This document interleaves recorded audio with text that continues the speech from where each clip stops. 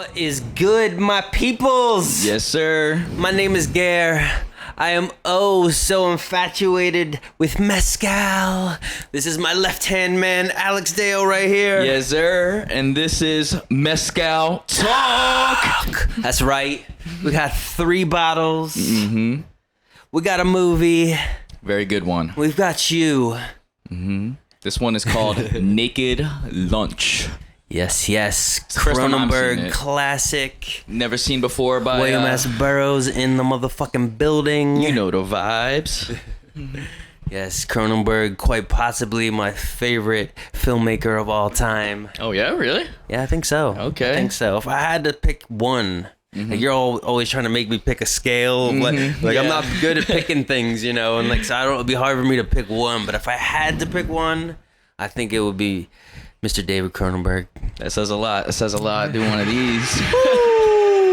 Yes. Mm-hmm. Yeah, this is a sick movie. One of my all-time favorites. It's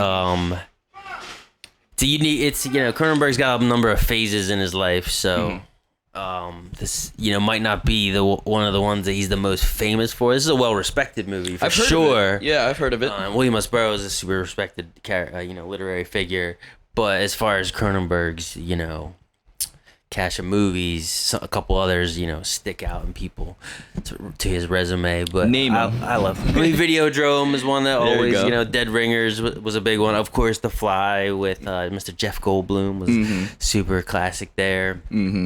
Scanners, there's tons. Dead Zone, Christopher Walken, the Stephen King adaptation. Cronenberg's got a crazy. There's that one, resume. right? That sketchy one where it's like a Stephen King one where someone keeps on getting skinnier. Is that Cronenberg as well? No, that's okay. Thinner. You're thinking That's of Thinner. Okay, yeah. That's what I was thinking. That was a favorite of mine. I like that one. I read that book back in the day. That was a Richard Bachman book when Stephen King used to write as Richard Bachman, a pseudonym, word. because it wasn't full-on horror. Like back then, it was if you were full-on horror, it was Stephen King. If it was more twisted, I don't know.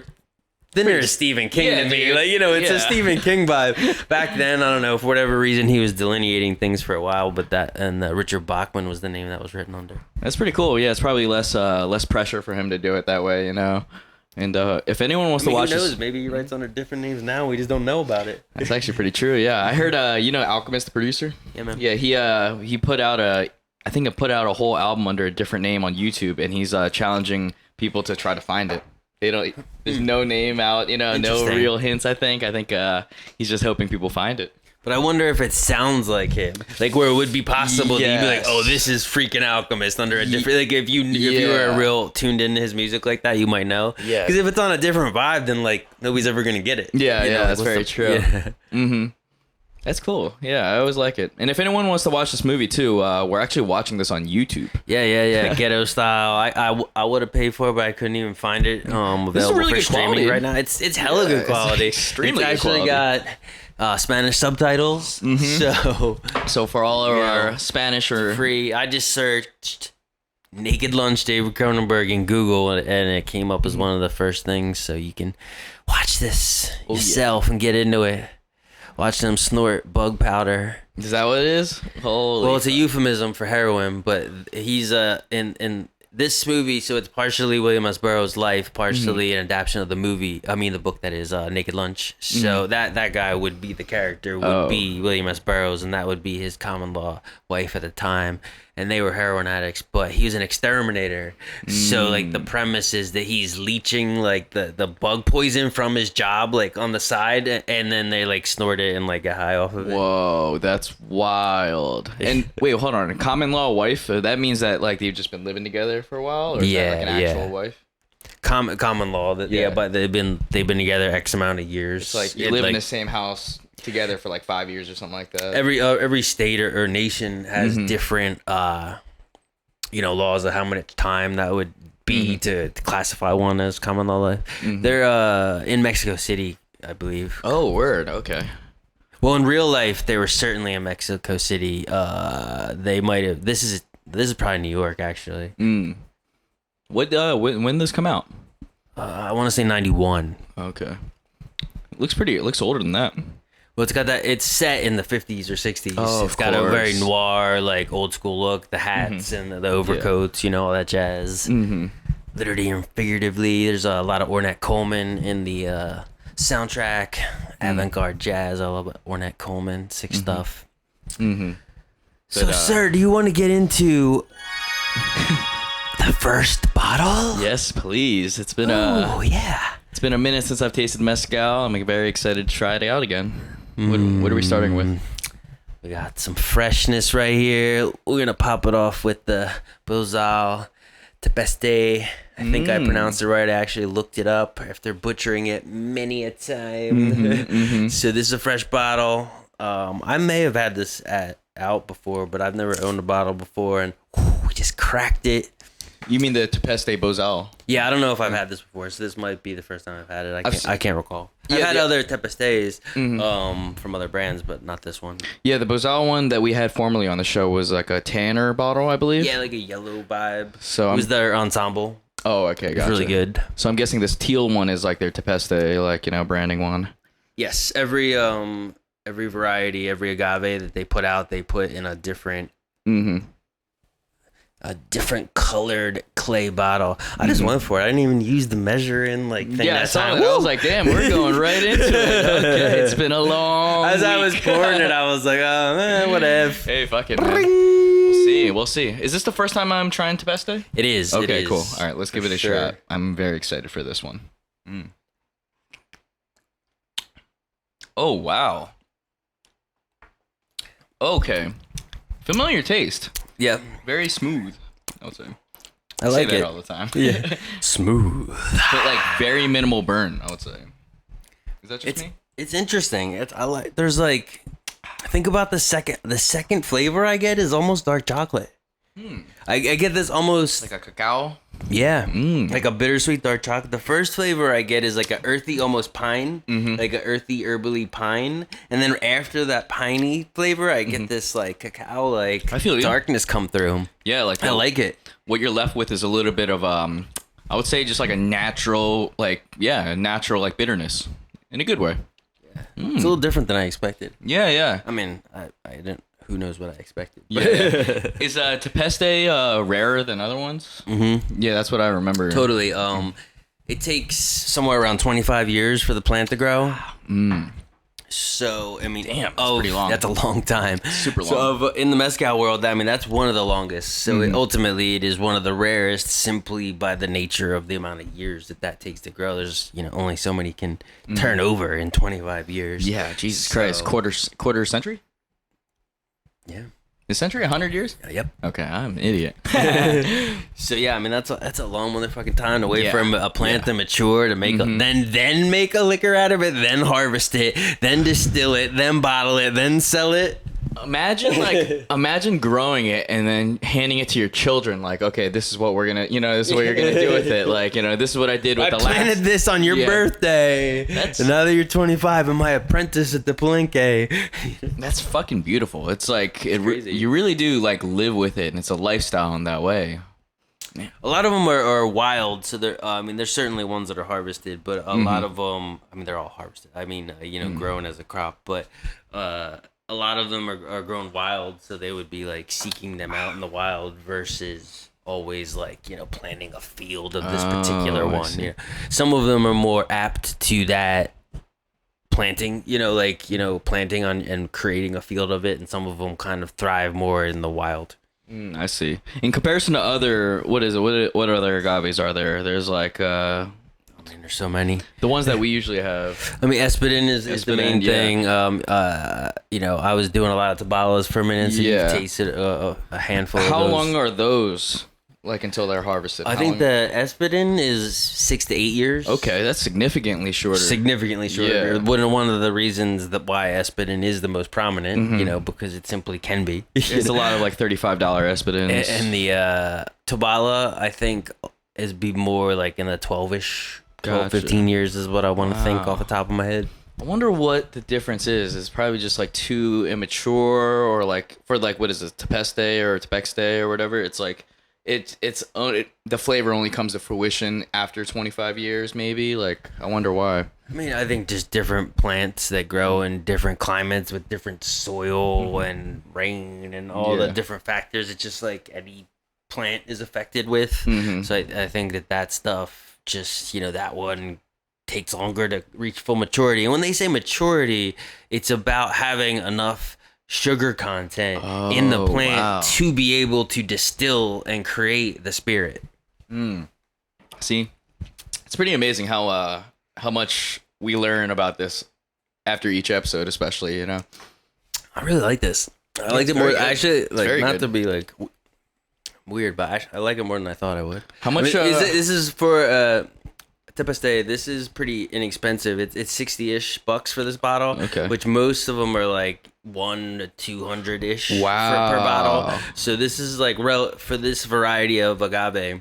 It's relatively inexpensive, so I was like curious of like how punchy the flavor would be, and I'm pretty impressed with the flavor for the price range on this bottle. Yeah, and we're looking at 45% alcohol, so 90 proof. Okay, That's not 90 proof here, and like I said, 60-ish on the price. Thank you, Bozal, for making an amazing product once again. Yes. Yo, I'm really all about their what do you call it? Whatever the other one was. It's like the ensemble. The ensemble one. Yeah, it's really good. It was it was three. It was a Espadin, a Barrel, and something else that I can't recall. But it has a nice balance. I like that one, and especially for the price range in that 35 price range, it's surprisingly tasty. Yeah, very smooth, very quality tasty products. Yeah, I can't wait to try a different Tepeztate, even though it's probably going to be rare because they're so expensive. It's just the fact that we're able to have one is good, and the fact that I've done like $30 1 ounce shot, like one, like at a bar. So and are they stuff, more exotic or any like? Because this is pretty familiar. I was surprised at how familiar the taste was. I think that piney herbally flavor is somewhat present in Tabalas as well. So I think that maybe you're recognizing that in there. Some have. I mean, it's still in the world that but it's just more nuances and different complexities and whatnot. I mean, the ones I've had, some of them had more of that meaty, leathery flavor on top.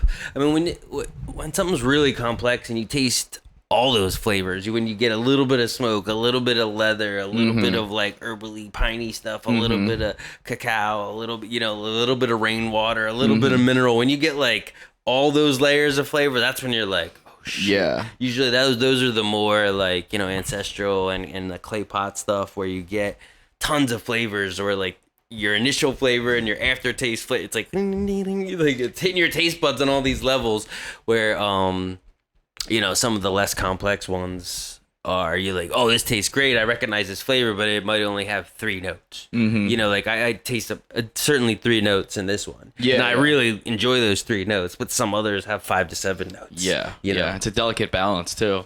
And the fact that like this one has no burn or no smokiness really either too, so you're left with so much flavor, it feels like, for me at least. That's how I feel. There's a little bit of I get a little heat in the end, but not for 90 proof. Like it's not not like really heat, not like I mean, I did a shot of Racia earlier, and it was like a lower quality Racia, and it was only 80 proof, and that shit burned like a motherfucker. I'm like, like, god damn, and I'm like, oh. Brought you back to college. It's funny when it's 80 proof and it feels that way, and then something 90 proof, you're like, oh, it has a little heat. Yeah. That's you're paying for you pay for what you get. You pay for what you get, or you get what you pay for. Both. Yeah. It's mutually exclusive, as they say. For sure. Man, I'm very impressed with this one, man. It's very delicious. Very delicioso. Yeah. Let's do another like half shot of this. Okay. Break it down. I mean, we'll probably end up tasting it more later too. But before we get into the whole barrel aging scenario that you'll hear about, I wanna down with this again because I like it. You'll hear about that very soon. I'm very excited to talk about that one. I've been checking this out every couple days, and we have a special surprise for you guys later on in the episode. Man, this movie's fucking got really weird all of a sudden. Yo, super twisted.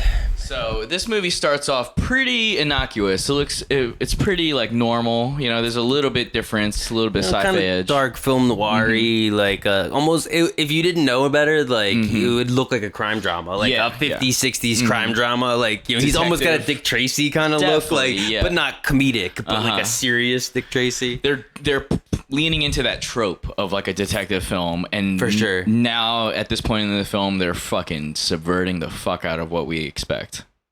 Man, it turned into Star Wars all of a sudden. He's on drugs, so like a lot of this whole scenario is, you know, like is he on drugs? Is a drug vision? Is this like lizard next to him at the bar? Yeah, and he's having a drug vision. You know, it's probably all in his head. Yeah, you know, but he thinks this is real, and the police are coming after him, and his job's like being like, "Where's all this bug powder going?" Because him and his like friends are all like shooting up bug powder like motherfuckers. God damn. You know? So his job keep asking him, "How come you're like your level? You keep refilling like so all this shit's going on." So he's like paranoid as fuck. Oh, and like man. these people are these visions of the lizards and shit are you know, been like telling him, "Oh, you need to get away," and blah blah blah. There's a lot, and there's a ton of subtext. That's what I'm realizing. Like, in reality, he's gay. And yeah, like, I saw there was like some homosexual undertones there. Those two guys were just talking really close and like touching each other, like their heads and stuff. And I'm definitely gonna watch this again. This is like already a different type of movie I've ever seen. Yeah, it's great. Shot very well too. Shout out Peter Weller, aka the original RoboCop. Oh shit. Oh shit. Man, yeah, I suggest people to watch this, even just by like looking at it. You know, it looks like a very good film. Part of my job is to slowly introduce you to David Cronenberg's catalog. Yeah, I'm with it, man. I'm all for it. You really like The Dead Zone. I remember that, the Christopher Walken one. That's the one with the what's the premise again? He was like, he got in some kind of accident, and then he had like psychic powers, and like it ended at the we watched it at the beginning of the pandemic. They ended at the end like a political like rally thing. Oh, I do sort of remember. It was really slow, dark, and like moody. It was like the height of Christopher Walken being like popular. Like late 80s. Man, it's tough. We watched so many movies during the pandemic. His first 3 months, we were running. I think we watched a movie at least. I mean, like part of that whole era influenced the idea to do this. Yeah, for true. sure. Imagine if we were shooting every single time for that, man. We'd be sitting on way too much, man.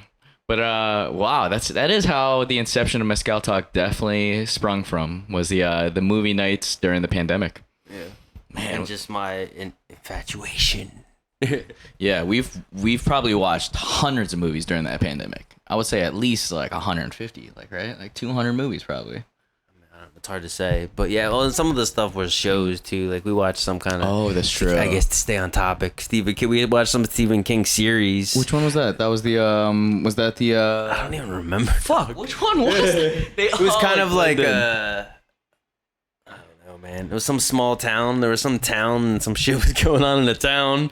You know, it was probably in New England because it was Stephen King. Yeah. I don't know if I was really getting into that one. We watched like 2 seasons of it or whatever. Did we really? Yeah, whatever the duration was. It was an adaptation of. It wasn't like a show because it was an adaptation of one of his books, but it took like 2 seasons or something to adapt it. I don't know.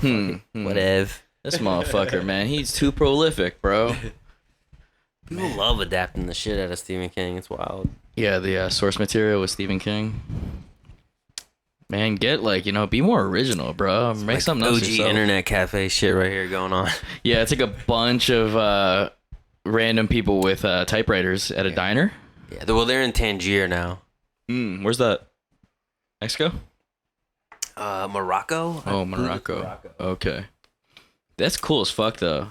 Must sound crazy in there, all the pitter-patter. Like, yeah. Typewriter's sort of lit.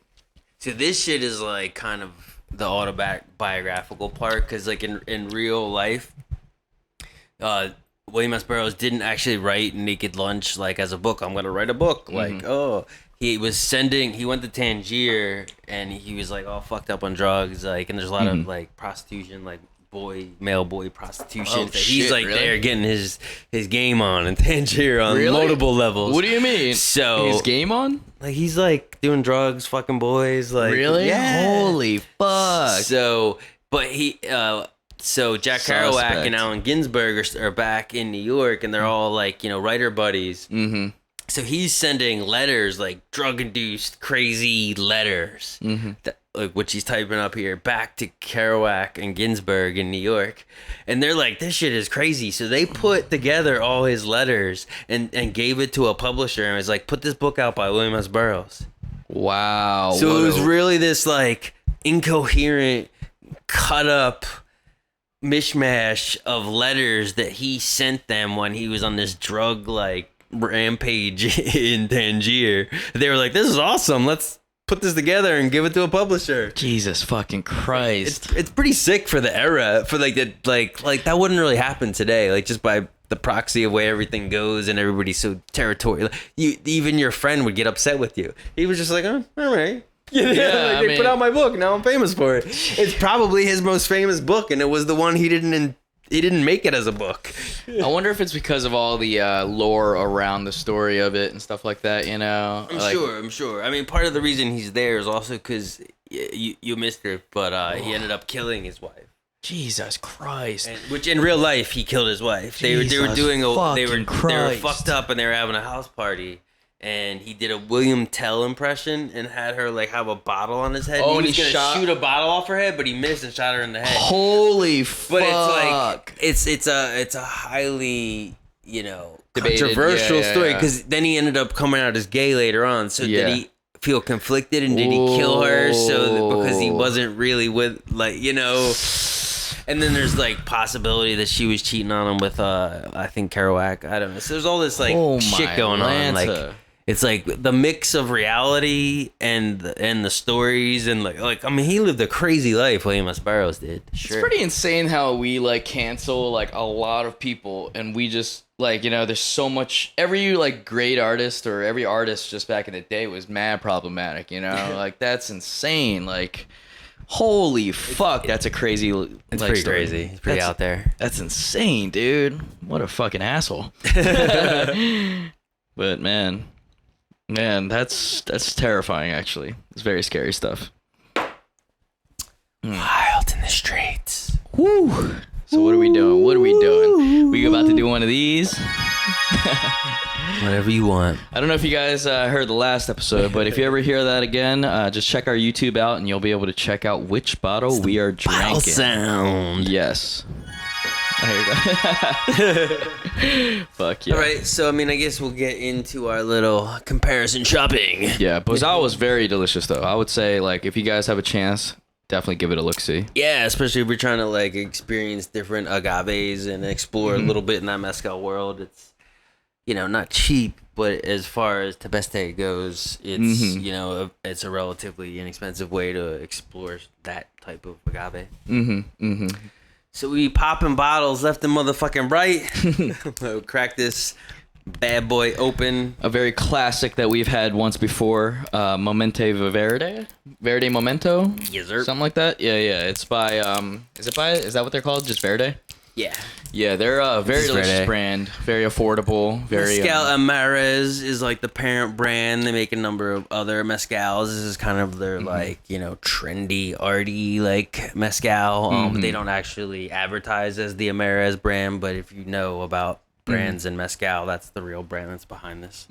What a wild cover art too. So yeah, and as we've, talk about... frequently, there's a virtual plethora of different bottle arts, and that's like part of their whole thing is to showcase lots of Mexican artists and have different art on the variety of bottles. Yeah. So we're tasting this. We've had a number of times before, but we're gonna do this in comparison with the other one.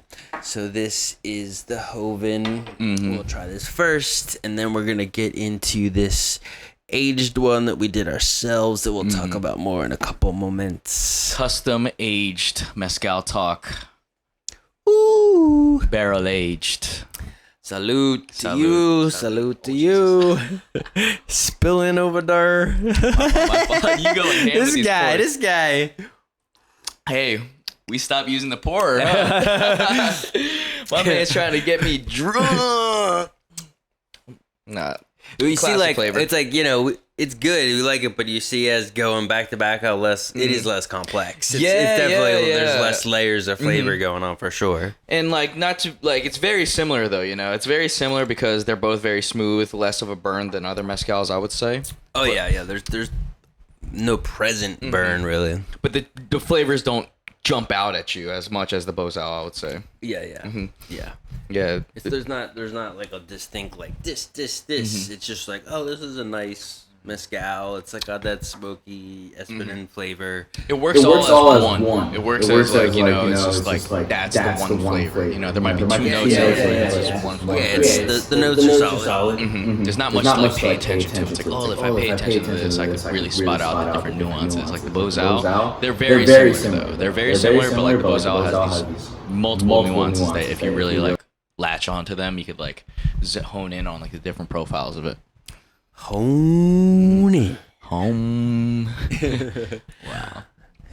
Yo, there used to be I never actually went. I regret this heavily. But there used to be a bar in Manhattan that was themed after this movie. Really? And had like apparently had like these there's like a Beetle typewriter, had these like Beetle typewriters just around in the bar, and they had a replica of that lizard dude sitting at the bar, you know. I feel like and I've seen that before. Like wait, where is this at? It was in Manhattan. Oh, I see. Gotcha. I always intended to go, and I never ended up doing it. I don't think it's coincidental that that shape that's on the back of the Beetle is an asshole, right? It looks like a fucking asshole. Oh yeah. You know, totally looks like an asshole. Yeah. And then, like, definitely anus-like. Very strange movie. Man, this motherfuckers back then were just honest as hell. I mean, the writers. The anus-like is. Probably goes along with like his homosexuality. Yeah, that's what I'm thinking. This is I don't know, man. I don't know how I feel about this movie just yet. But very, very daring. Very daring. Very daring. This is such a classic flavor though. Mezcal Verde. Yes, sir. So what's up? How are you? How are you doing? Good. I went mini golfing the other day for the first time in a long time. Where? Yeah. In not in K-Town, right? No. Okay. Near Anaheim. Okay. Near Anaheim. Chip I and forget. putt? No, like mini golf. Like, oh, nice. With like, you know, like yeah, weird fun. like big, you know, like dinosaur towers and windmills and shit they had, like that. Different all kinds of different themes, like some Mexican like houses and some like, you know, Asian Saigon looking like buildings and like, you know, all kinds of like, you know, stupid obstacles and like some were easier than others. Was there a theme or anything? What was it called? Was it good? First of all, was it fun? It was good. Okay. I liked it. Yeah, there's four. I don't even remember what it was called, to be honest. Golfland. Oh, Camelot Golfland in Anaheim. Pow. They had like laser tag. They had an arcade. They actually had three or four mini golf courses, so you could pick, so you weren't jammed up. Because it was big. It was a motherfucker. It was like a big castle, Camelot. So it was a big castle, like entertainment complex where they had like skee ball and an arcade. 3 different golf courses, laser tag, like I said, bumper cars, bumper boats. Like they had like a pretty diesel setup, just straight fun. And you know, this is a pro tip for y'all: if you don't do the last hole, you could just jump over to there's 3 different mini golf courses. Oh, word! So we did the one. And then just jumped over and did another one. Yeah. $12 a person. You could do multiple courses. It's pretty tight, man. Yo. It's more fun when you know you're getting over on them, you know? it's way better that way. I feel like you really got your money's worth.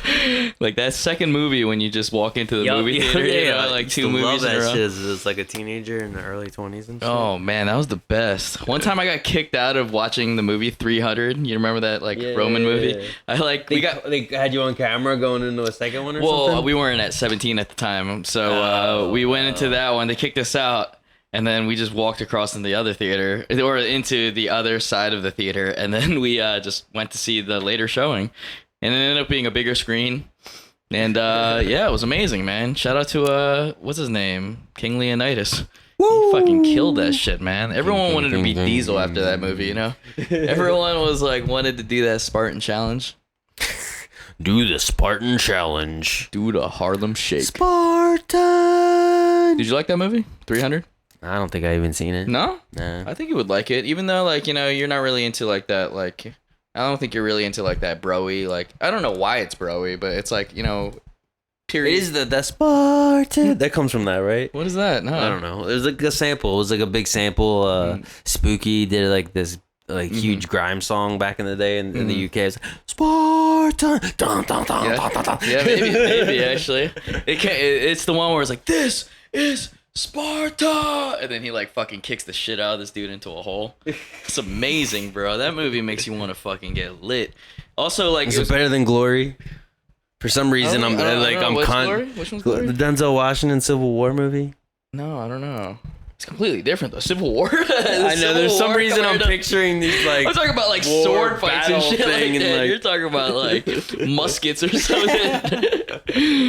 No, but it was cool because it had like a fantasy element to it. Like, you know, because like it had like it's based on a true story. Well, it was based on like it was based on like a true period and true like society and civilizations, but like it was about like how the 300 Spartans destroyed like an entire like army of like whatever, you know, like adversaries. It must have been like thousands or something, you know. 300 destroyed like thousands, and they had all these mythical creatures and stuff because of like the folklore that was around it, but like it was based around some type of like true story. It was sick though. It was really sick. Definitely. Did you see what was it? Speaking of mythical creatures. Yeah, don't talk about my mom like that, bro. Just fucking with you. The Kong versus Godzilla. Ooh, haven't seen it yet. I watched it. I heard very mixed reviews. Yeah, I fell asleep. Really? You fell asleep? How you fall asleep? Damn, it bored you to death like that? It was all right. It was cool. You know, like had its moments. You know. Did you actually fall asleep? Yeah, I fell asleep. That's hilarious. Oh man. But the moments that you did see, it was all right. It was pretty cool. It was pretty cool. You know.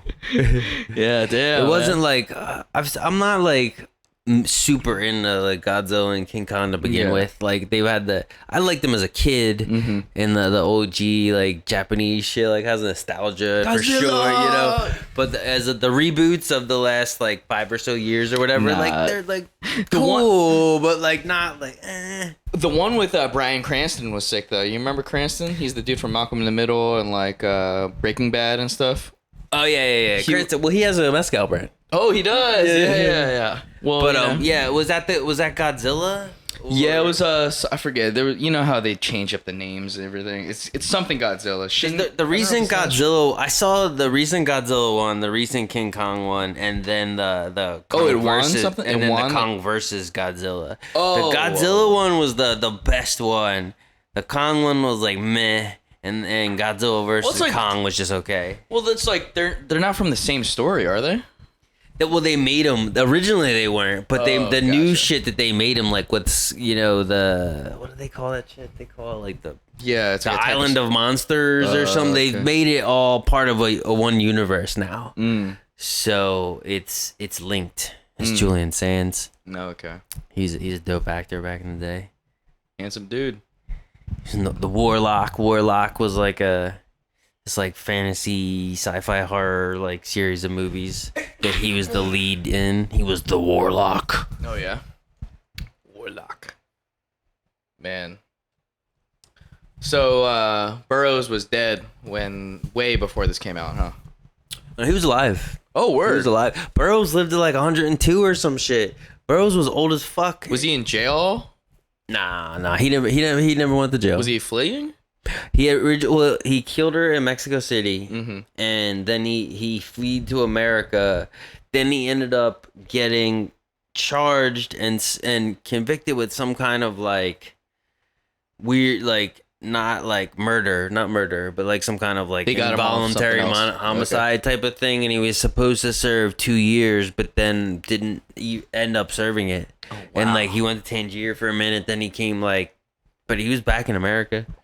I mean, he was like he was popular like this. Like he was popular, you know. He was in like with that Ministry, the Industrial Band had him in a video in like the early '90s. Like Just One Fix, they sampled him. Like he was sampled by lots of artists in the '90s and like in different music things. Damn, man, and he was you know, yeah, he was pretty popular like throughout, like till he was literally like in his 100. Damn, it's so insane how much you could get away with back in the day. You know, like you could not get away with any of this shit nowadays. Like, not a chance, bro. Like, no. You could definitely not just kill someone. You could just kill your wife in a William Tell impression. No, like, no. Oh, whoops! I was on heroin. Damn, dude. Oh my goodness, man. Well, plus, like, it wasn't like there was like other people there.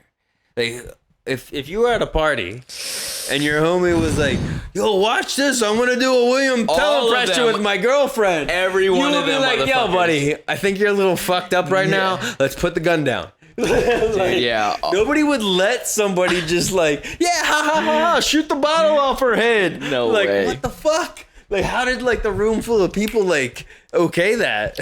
And fucking God. Yeah, and it was different times, and they were all fucked up on drugs, but still. Yeah, still, like even like, yo, this is about to ruin my high, bro. Can you not, please, for the love of God? Like, I'm trying to just chill, enjoy my heroin. Like, you just like you gotta call like, you know, 911 or something, but you're all fucked up on drugs. It's complicated. Oh yeah, dude. Oh, that's creating a situation. What a shit show! Of a fucking entire situation, dude. That's scary to think about, man. It's like, oh man. This motherfucker was low key an insane man. Yeah, and I think there was something like I don't know if he was writing on some level prior to that, but he claims that like that whole scenario really fueled him becoming a writer, like really becoming like, I guess, like the turmoil, like then the inner conflict and like the police issues and having to run to Tangier and leave Mexico City, like whatever's going on. Like that whole era of his life he claims is like the real fuel that made him a writer and made him an artist and like propelled his like wanting to get shit out of his system, I guess. That makes sense. I mean, when you got all them secrets and them skeletons in your closet, bro, you got to get them out. I mean, imagine it's a lot of demons, and figure how conflicted it must be to even feel homosexual or bisexual or whatever. I don't think he chose a word, but whatever like internally he identified as. Back then it was clearly much more maligned than now. So that's an inner conflict and a turmoil to begin with. And then on top of it, you know that could clearly be a fuel to turn into a drug addict, you know, like, you know, sure, people. yeah. So it's like one thing on top of another, like, you know. You didn't even have to be crazy. You just had to be like gay and like not have like any outlets or anything, you know, in order for you to like be succumb to like the that's drugs, still you know? Apropos now. Yeah, on a much lower level than then, but it's that people still are conflicted and have, you know, get treated a certain way by society now.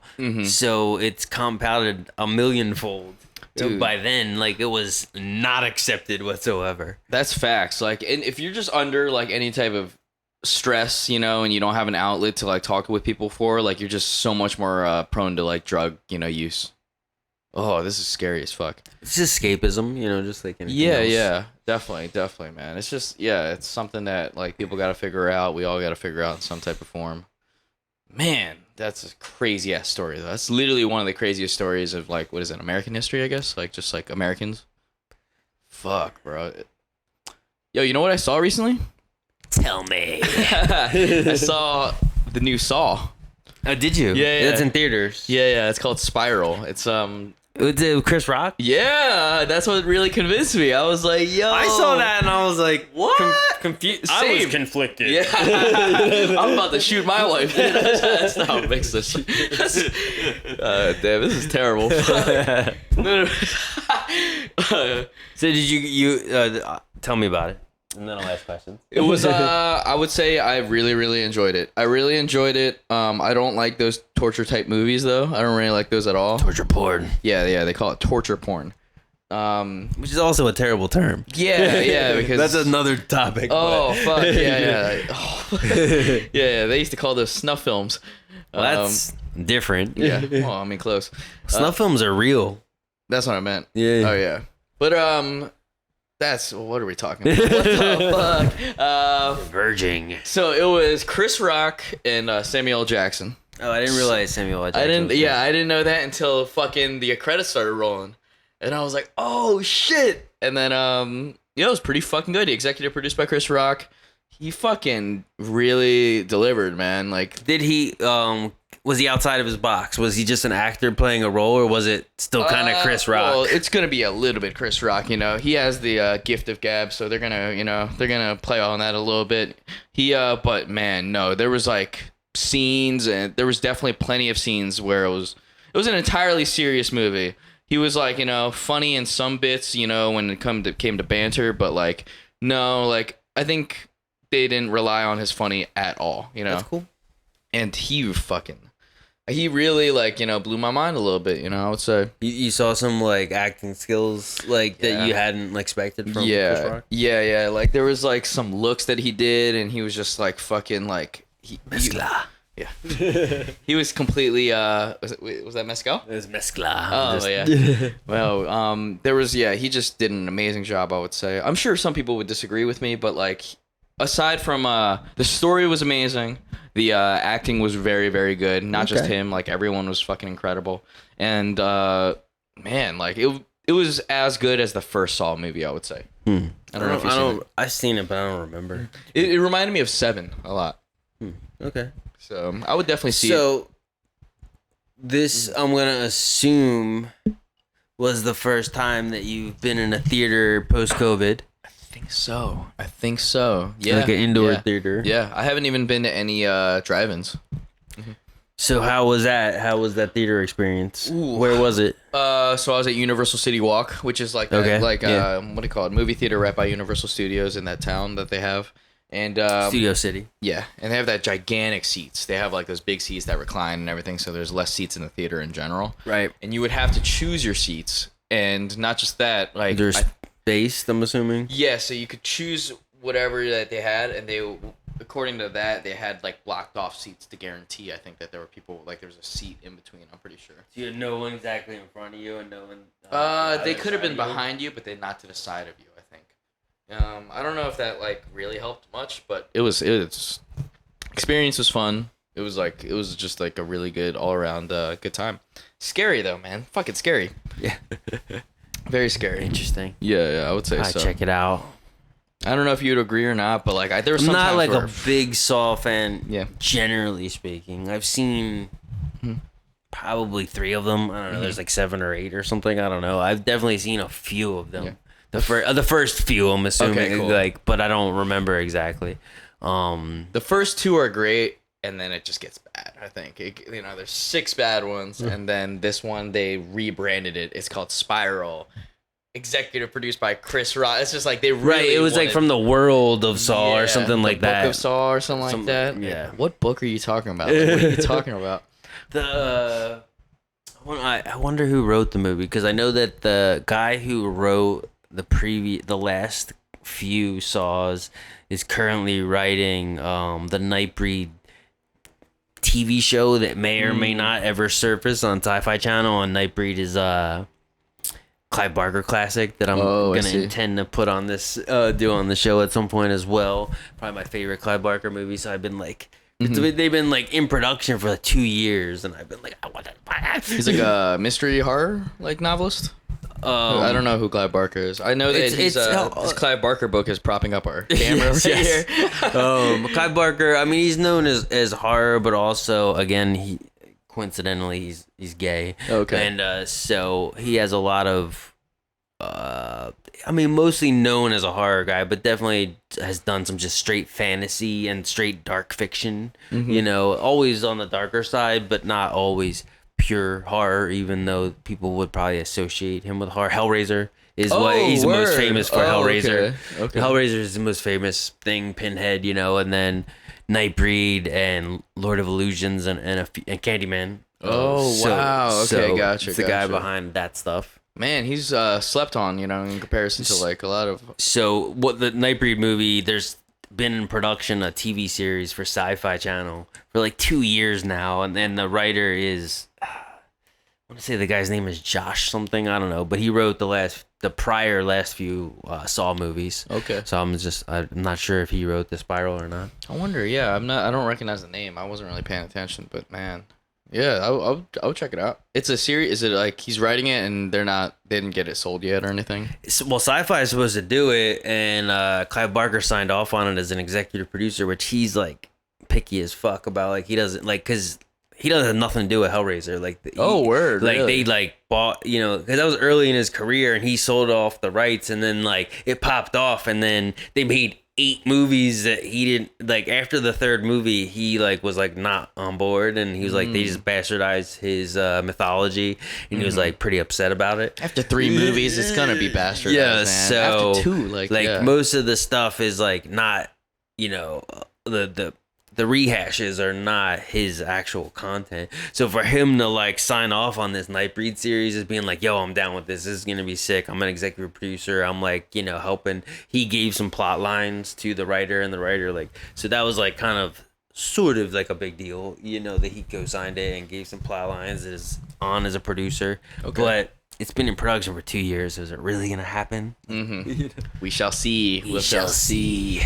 Man, I mean, there's a lot of like, that's essentially like a horror monster story, but there's a lot of societal stuff. Again, I think partially because he's like gay and grew up in an earlier time, and he felt like a misfit, So there's a lot of parallels of society and racism and different, misfit mentalities. Clive Barker, is he a white dude? He's white. Okay. He's from England, from Liverpool, I believe. Okay. Nice. Damn. A lot of movie talk. Yeah, I mean, this is Mezcal talk after all, included with multiple movies. So, I think we could probably get into the game here. What I want to do is actually, I'm going to pour both. Okay, so we go back and forth with it. It's a good idea. So we have this barrel aged in a bottle little thing that we bought. And if you checked out our last episode, we had this bottle and we dropped this little bad boy oak charred spiral into this bottle. We left it in there for exactly 3 weeks. They say like 2 weeks ish on the packaging. It's a 2 weeks ish, could be like a full scenario, but obviously the longer you leave it in, it's still imparting something. I had tasted a couple times along the way, and at 3 weeks it was dark as shit. And I mean, considering when I say dark as shit, it just means in comparison, like, this is pretty dark. Like a lot of reposado tequilas and mezcals are not this dark. This is definitely more in the Añejo color zone of aging. So we're gonna see how this vibes. We'll compare the two. I tasted it again, like super small sips along the way. This is gonna be the first time I'm really like having. I took just sips to make sure that it wasn't tasting like weird. At 4 days, it tasted real. This is the oven. Thank you. At 4 days, it tasted shitty, to be honest. Thank you, sir. And then in a week and like a little over a week, it tasted interesting. And then around 3 weeks, I'm like, all right, let me pull the spiral out. This tastes palatable. Let's move here, and then we might age it some more after that. But we'll try it out. Try here. So we're doing the barrel first. I mean, you do whatever you want. I'm gonna do the barrel one. I'm gonna do the barrel one first. Oh, word. Okay. Wow. It doesn't lose the soul of the original Verde, I would say. You tried it already? I just want one too. Okay. It's good. It's interesting. I definitely, there's clearly a difference. Yeah. There's definitely a difference. The funny thing is, I almost taste it. Almost feels hotter. Yeah, like it almost feels like. I mean, it's the same thing. Yeah. But for some reason, And the aftertaste, the alcohol hits a little harder. Like I feel that a slight burn on the aftertaste, a little bit hotter, for whatever reason. Initially, I certainly get the difference of the wood and a little caramel, from the charred wood flavor. I wonder if it's because of like the hardness of the liquid, because it has more like, it's not softer than it. It's definitely harder than this because it has like more residue or whatever was in the barrel stuff. You know, it may be like more to like latch onto. Something. I mean, just slight. Like, I mean, it's the same thing, but I initially get that, you know, just like with whiskey or any aged tequila, like the oak and the char, like you get the vanilla, the caramel.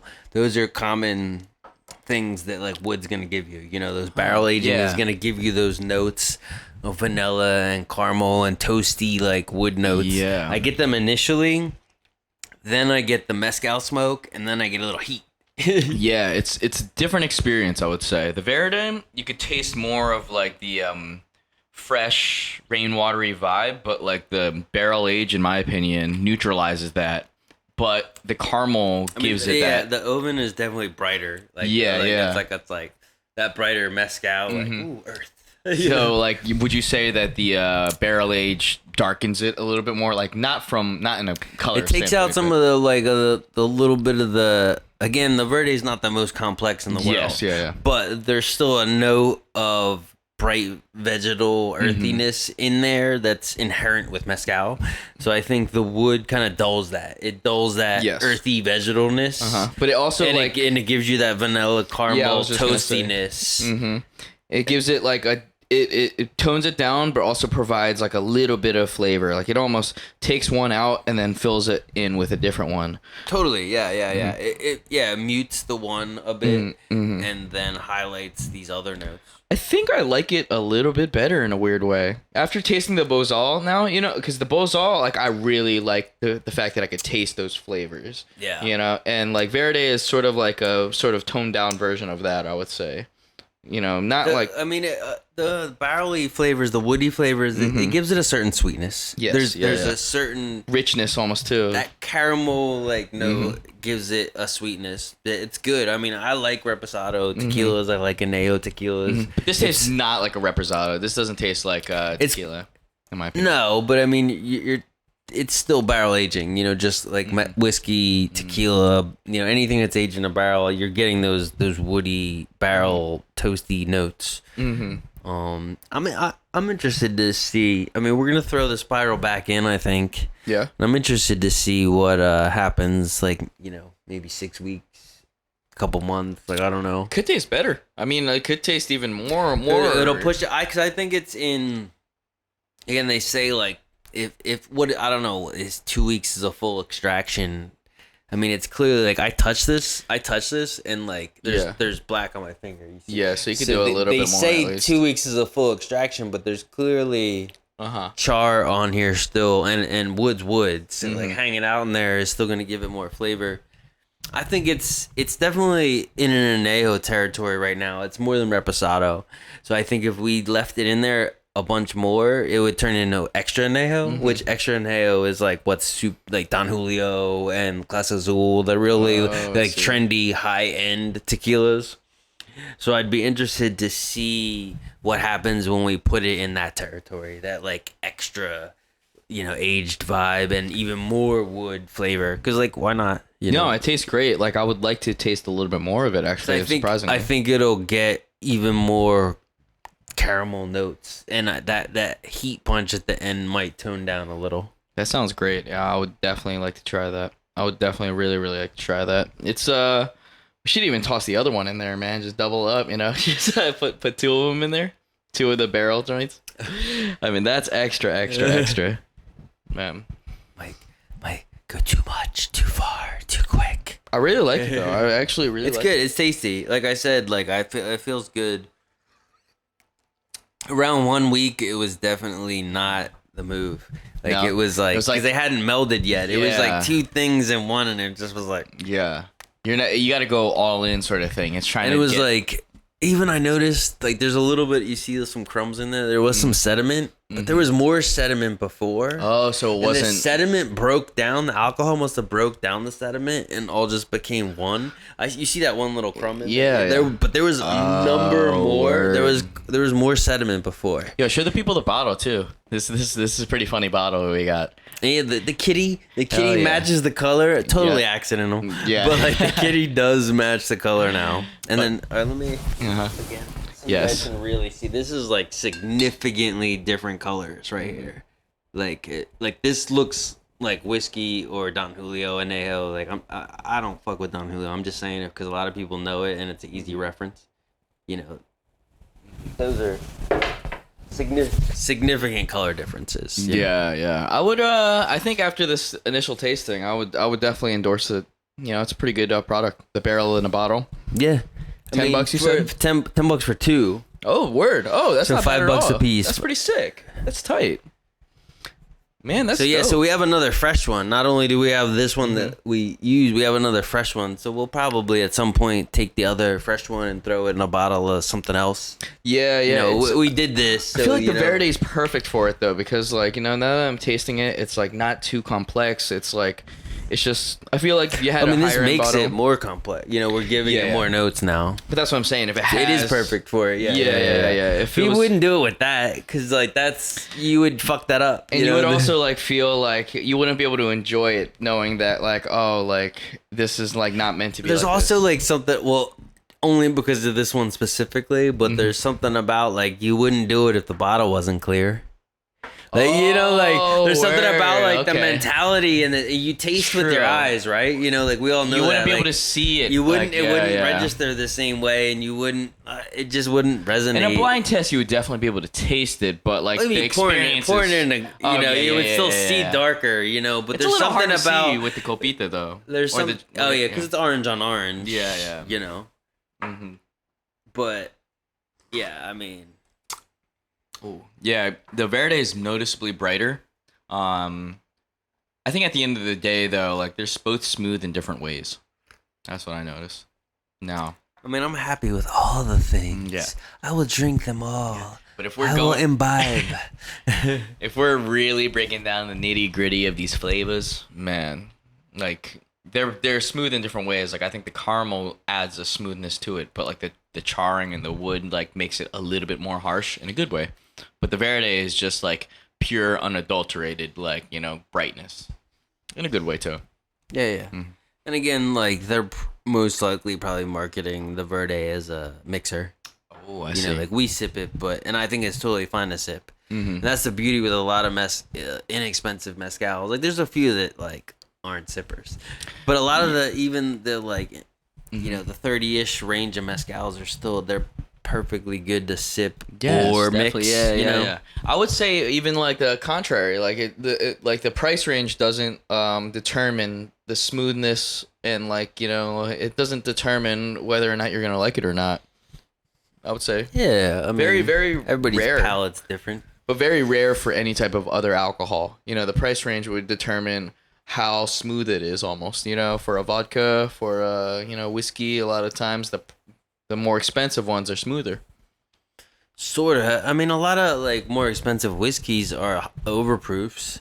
So, I mean, you know, the guy that's a whiskey aficionado and wants the 100 proof whiskey, like, not everybody's trying to drink 100 proof whiskey, right? Nah. Like, usually so it's like, actually, it might cost a lot more to get that 100 proof whiskey, but like, I don't really want to drink 100 proof whiskey. No. Like, I don't really want to drink an 80 proof whiskey either, because I know that they're watering it down and I know how like distilling works, and not everybody's like aware of like how all the bottling processes are.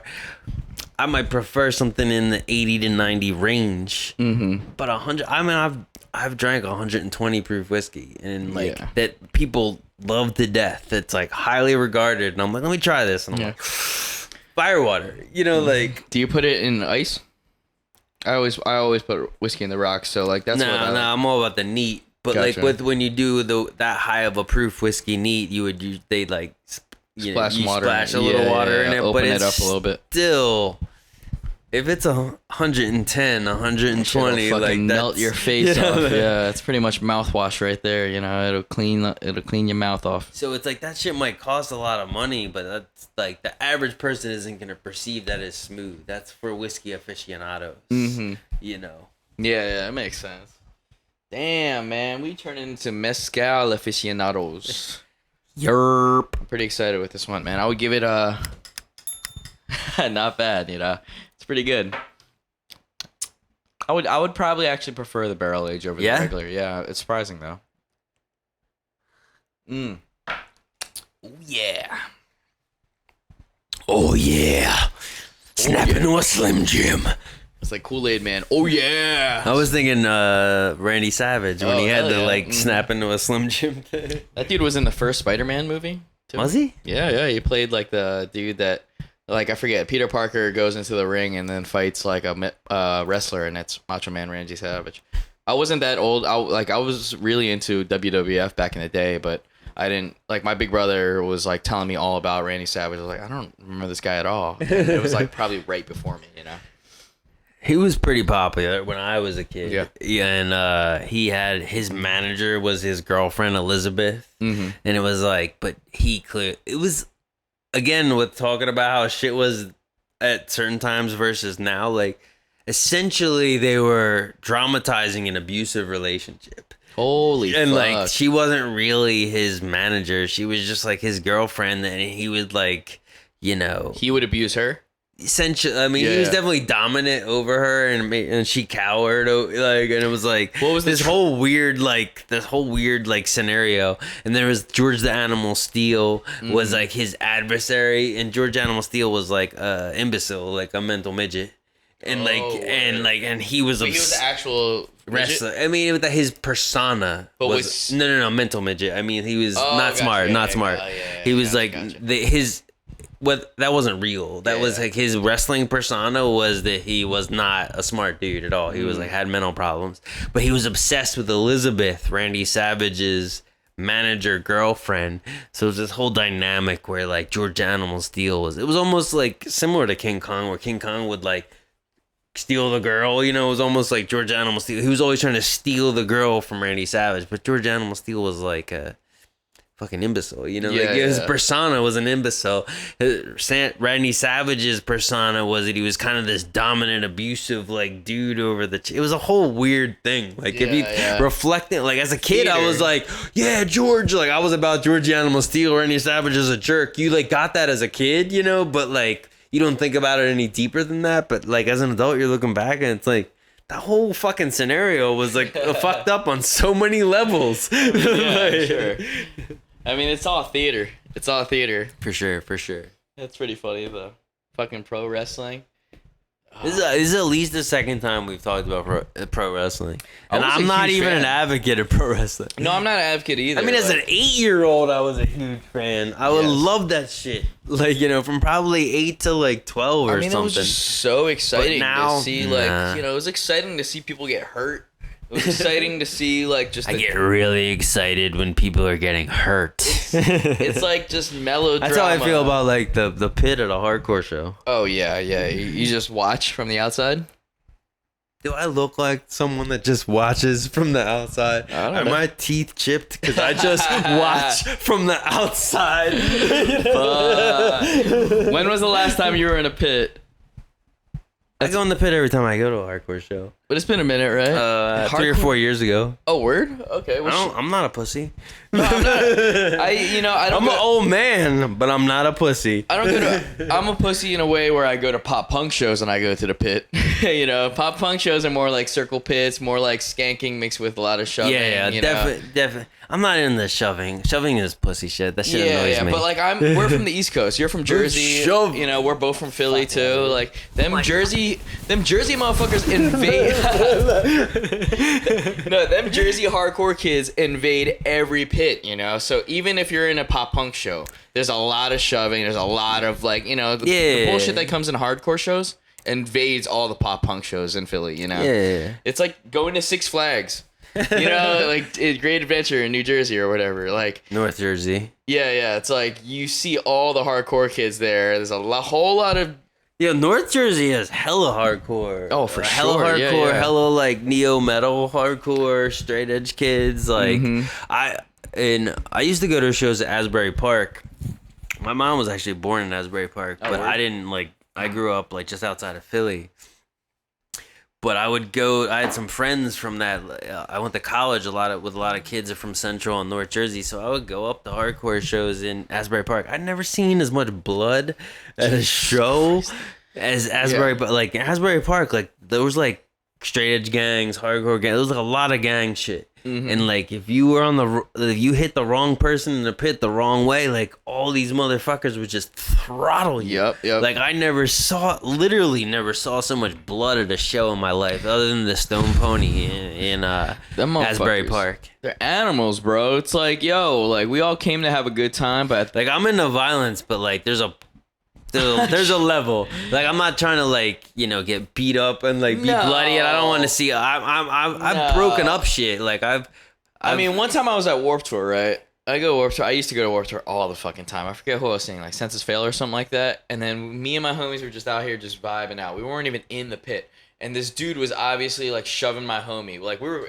adjacent to the pit, so it wasn't weird to get shoved. Right. And I saw my homie get shoved a few times, and then one time he shoved him way too hard, and all my homies just ganged up on the dude. So we just started shoving him. We got him on the ground, obviously. Like it wasn't like we were targeting him. Like one of us shoved, and then we just shoved. My other homie shoved him. He fucking fell on the ground. Brass knuckles fell right out of his fucking pocket. He fucking grabs him and runs away. Like he fucking like. I mean, yeah. There was a period of time where every show I went to, I had a roll of dimes. Yeah, this is the first time I've heard about this. A roll of, like, what are you trying to park a car? Like, you trying to go to the arcade or something? Well, I'm trying to be honest, like, people talk about rolls of pennies, but rolls of pennies are pretty heavy, and most people break their hands. Most people break their hands. Oh yeah, you'll break your fingers if you punch somebody with the roll of pennies. Because like the tip of your fingers. It's too much. It's too much weight, and it's too much thickness. Well, it's just like. But if you have a roll of dimes, there's less weight and it's less thickness. You can actually throttle somebody with a roll of dimes and not break your fingers. Yeah, I mean, yeah. So I would roll to shows with a roll of dimes in my shoes. So when they frisked me at the door, they wouldn't find it because it's in my shoe. And then when I got in the club, I would take it out of my shoe. I mean, yeah, that's some. I mean, I get it. And I didn't roll with no gangs. I would go to a show. I would go to tons of hardcore shows by myself, or with a couple kids. Mm-hmm. If something goes down, and shit went down all the time. Mm-hmm. I was at a show where like literally at the Trocadero in Philly, like shout out to Trocadero, one of my favorite venues in the whole fucking world. Old school burlesque theater, super old. Back in the day, was it like fucking 40s or something like that, 50s or some shit like that. Must have been. Historic building in Philadelphia. But that became a concert venue, and it was an independent concert venue for many years. Held out from Clear Channel, Bang Bang. Yeah. Held out from all that shit, and was like big in the hardcore scene, big in the industrial scene. Big mid-level bands would play there. I used to see so many classic movies at their movie nights. They did the movie nights was sick. So beautiful. On the balcony, they had a full balcony because this is like an old school theater. Yeah. I would go to tons of metal and hardcore shows, industrial shows back in the day. I don't remember what show it was. It definitely was a hardcore show. There was a scuffle at the show. When I say a scuffle, I'm talking like 30 people. And that's a pretty big scuffle. Yeah. And it turned in, and they weren't just like anybody. Like it was like key players in straight edge gangs and like stuff. So it turned into this big brawl and spilled out in the street after the show. Like there was literally the whole club fighting in the street. It was hundreds of people, like the whole block from 9th to 10th. Damn. On Arch Street. The whole block was hundreds of people fighting. I've never seen a fight that big in my life. Yeah, like it was crazy. It was like that 300 shit. It was just like actual like fucking a whole war, block of hundreds, a whole city block of hundreds of hardcore kids fighting. Dude, an insane amount of jean shorts, insane amount of fucking, it was wild. no sleeves to be found. Just like a whole bunch of hardcore kids ready Lots to of go. Earth Crisis t-shirts. Lots of Damned t-shirts. Holy Exploited. shit, though. So the show ended, I'm guessing? It was at the end of the night. Oh, yeah, there you go. And because I was leaving, I wouldn't leave the show. If the show was still going on and a bunch of kids are fighting outside, go fight. I'm watching the show. Mm-hmm. But it was at somehow, like, there were a bunch of things had gone on at the show, and then it just didn't de-escalate. And then when the show was over, everybody just filtered out in this big fight in the street. Yeah. It's just and it started in the lobby, but the residual aggression of they had decent security, and I knew some of the security guards, and the security guards at the Troc were both A, dudes you don't want to fuck with, but B, not assholes. Not like your stereotypical like club security. They're trying to start fighting, but they might not even. They were like cool dudes. Yeah, like as far as like a multi, they were like a 2,000 person venue. Yeah, like, they seen some as shit. As far as like a 2,000, they were like real deal like security for a 2,000 person venue, but they also weren't douchebags just trying to like jab kids. But they couldn't handle this fight. Yeah, they were like. Yeah, there's like fuck out of here. They couldn't like handle that shit. They would have got fucked up. It's completely outnumbered. Yeah, that makes sense. Yeah, man. I mean, dude, those like, shout out to some of the security guards. Some of them are pieces of shit, obviously, but they're like, I mean, like security guards are not known for their best practices. They're fucking what do you call it? Their human resources department. No, not at all. But like, there are like some like there was like this one security guard. Which one? Do the comparison? Yeah. Let me splash though half of this one. I would say like there's that one thing that happened outside of Coda. Coda used to have a few different names, during the Philly lifespan. But Coda was the new one, and that one security guard literally fucking. That one's for the Trocadero in Philadelphia. That one's pow. Yeah, the Trocadero is legitimately the OGest venue in my heart. Like I really came up with the Trocadero. Like before I even when I first started making music and I didn't know shit about shit, and I'm like 18. Like when I was 18, 17, I was going to the Trocadero. That was like my first spot that like really had like my heart. You ever party in the balcony upstairs? Yeah, totally, that was a beautiful size venue, right? It was like fucking like 100 people max. So I played there was a bunch of I played in the balcony a bunch of times. And what type of band? I played with hip hop acts. I DJ'd for hip hop. They used to do. There was a weekly or a monthly. There was a pretty big like hip hop thing in the balcony that I DJ for the Block Boys. Bang Bang Block Boys. This hip hop group that I was their DJ and producer for a hot minute in Philly. And then I played at Zev 79 in the balcony for some electronic experimental nights as well. Dude, yeah, I love that. I love that space so much. It's like the walls seem super soft spot in my heart. When it's like packed out and the walls seem so close to you, you know what I'm saying? It's like it like fits like if everyone was lined up from horizontal, you could fit like maybe 10 people. You know what I'm saying? It's like the narrow path space and shit. Like some places like Kung Fu Necktie. I was talking about this the other day with Photo Humper. Fucking Kung Fu Necktie, the entrance room in the back or whatever, because there's apparently a basement I had no idea about. They keep the extra speakers in the back line and stuff? Dude, they opened it up. Really? Yeah. There's like diner chairs down there, apparently. That's what Daniel said. Yeah, they opened it up now. It's fucking crazy. That's tripping my mind out. Yeah, to think that there's like parties going on down there. I need to see it. Like I can't comprehend. I'll see if he has pictures or something. But in that main room, not the upstairs room that I think you and a few other people DJ'd at that one night. I mean, I've thrown parties on the main floor and the second floor, but for years. The main floor and stuff. It's not big. It's not like tiny, but it's like not intimate either. It's not a good place to party, in my opinion. Most people would say it's tiny. Yeah, it's pretty tiny. It's pretty tiny, but like it's a big square though. It's like it's like a regular size square, but it doesn't feel intimate. A tiny thing should feel intimate, right? I mean, I like Kung Fu Necktie, but it's certainly not perfect. Well, the upstairs is better than the down, in my opinion. The upstairs. The vibe upstairs is hotter. The sound downstairs is better. Yeah. Yeah. The sound upstairs is But terrible. you should just invest everything in the upstairs, you know? Turn downstairs into a line dancing bar. I don't know. Do something with it. I don't give a fuck, you know? Like a line dancing I don't bar. know. I mean, Chicken, the owner, is super into like rock and roll and like Yeah. metal, you know? He adapted, though. You know, they adapt. But are you going to go back anytime soon? Young Killado? I'm definitely gonna hit up Philly this summer at some point. Same. I mean, I haven't seen my mom in over a year. I haven't been back in like 14 months or something. So It's been over a year? yeah. Oh, I guess because of COVID and stuff like that. yeah. Yeah. Because you were planning on going, but you decided not to? Yeah. Gotcha, She yeah, the wasn't holidays. like really keen on like Traveling Christmas during the time. and like COVID, and like she's, you know, hella nervous about getting. I mean, she's older and susceptible, and she's not interested in vaccinating. So Mm-hmm. I mean, I get it. Yeah, it makes sense. You know, I'm trying to go back soon, man. I miss it so much. It's I was gonna go back in a few weeks, but I think I'm gonna go in July. Probably July. July seems like a and good you time. went at Christmas. Yeah, exactly. Yeah. I mean, this is certainly the longest time I haven't been in Philly in my whole life. So. Yeah. Yeah. How was the longest time?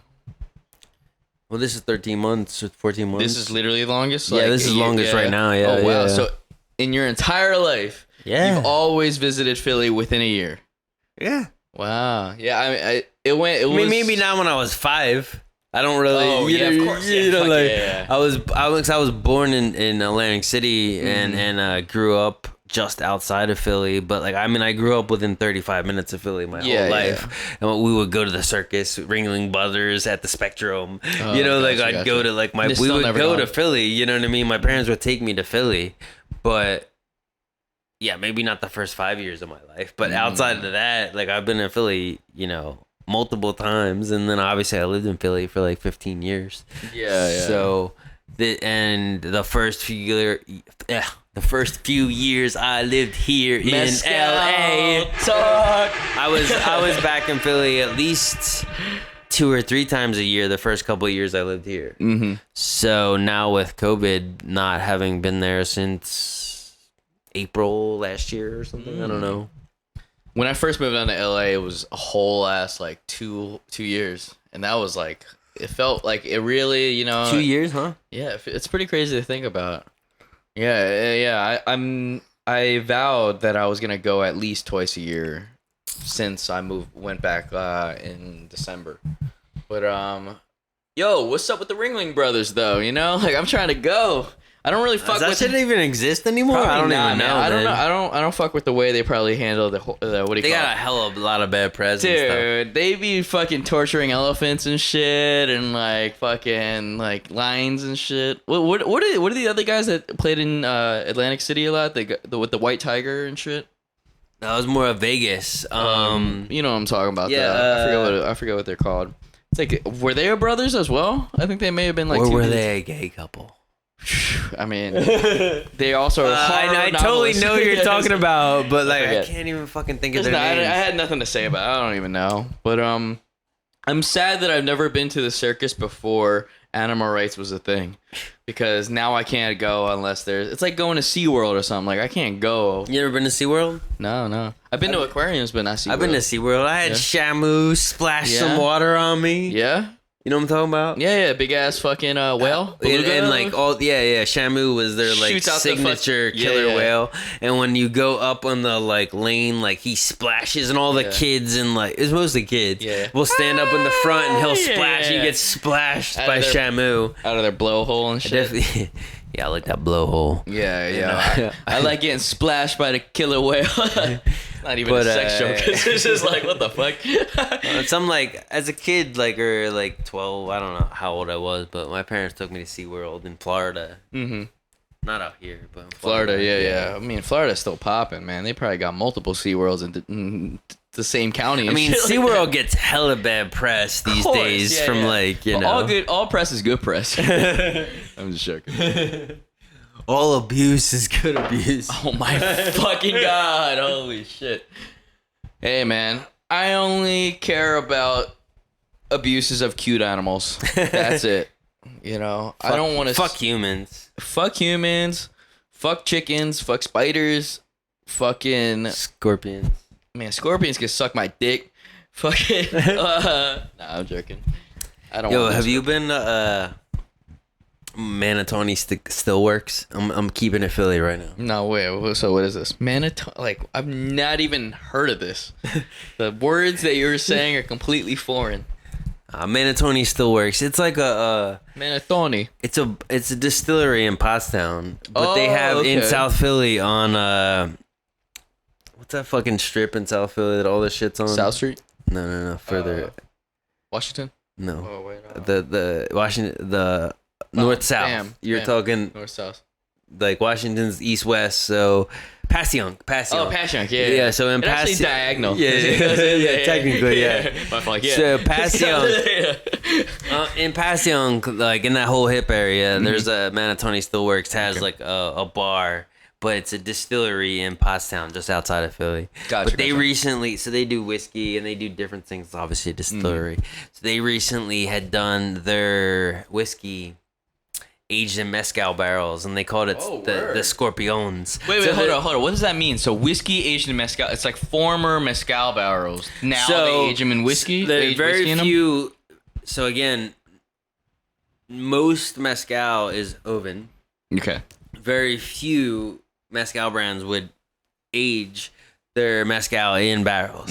So they essentially got some barrels from some mezcal brand that does age their shit, and then they aged their whiskey in the barrel that was aged. Formerly mezcal. Wow. So it gets some smoky, earthy agave flavor added to the mezcal. And this shit came out in like November, and I was like, fuck, because it's like, I mean, I'm into that shit, A, but B, because it's Philly, it makes you know, and I've been to Matoni the Stillworks, and I know the spot. But they sold out in a month. I hit them up. Really? I hit them up. I'm like, yo, you still got that? And they call it Scorpiones. That's what popped in my head, like, because I said the Scorpions thing. But they call it the Scorpiones is the expression name for that whiskey. But they said they're gonna do another batch. Yo, I'm determined to get a batch. Yes. I want to do. Let's call it a mezcal adjacent episode. I want to do a mezcal adjacent episode where we have like a whiskey that was aged in mezcal barrels, a beer that was aged in mezcal barrels, like three things that are in the mezcal world but aren't mezcal per se. The mezcal adjacent episode. This has been in the back of my head brewing for a minute, so I'm trying to collect the things. Hey, I mean, we let ideas grow here. We talk things out. We're growers. No, but for real, that sounds amazing. And I don't know if other liquor or distilleries do this, but like I feel like mezcal. Yes. Well, I'm saying no mezcal. Yeah. Mezcal like is all about like using everything, they use every single bit of it, even the barrels that they've distilled their shit in, so like do whiskeys like outsource their barrels to other liquors for like a whiskey barreled, you know what I'm saying, like a mezcal barreled, because like in the beer world, one of the hottest things right now and of the last handful of years or so, again, I'm not the most educated beer person, but like I do pay attention to these things at large. So like one of the most trendiest things with beer is bourbon barrel aging beer. Like that's hella popular. So I mean, barrel aging beer in general is hella popular, but specifically bourbon barrel aging beer is hella popular because you're not only getting the wood notes, but you're getting the notes of the whiskey that was previously aged in that barrel.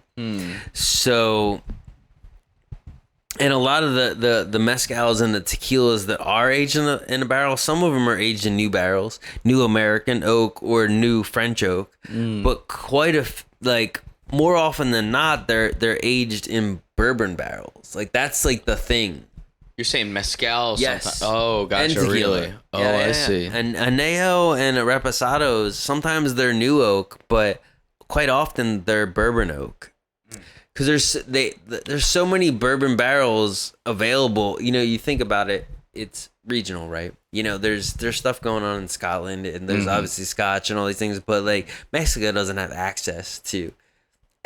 in a grand sense. Obviously, they have access to it because anybody has access to anything. Yeah, but in a grand sense, they don't have access to Scotch barrels, right?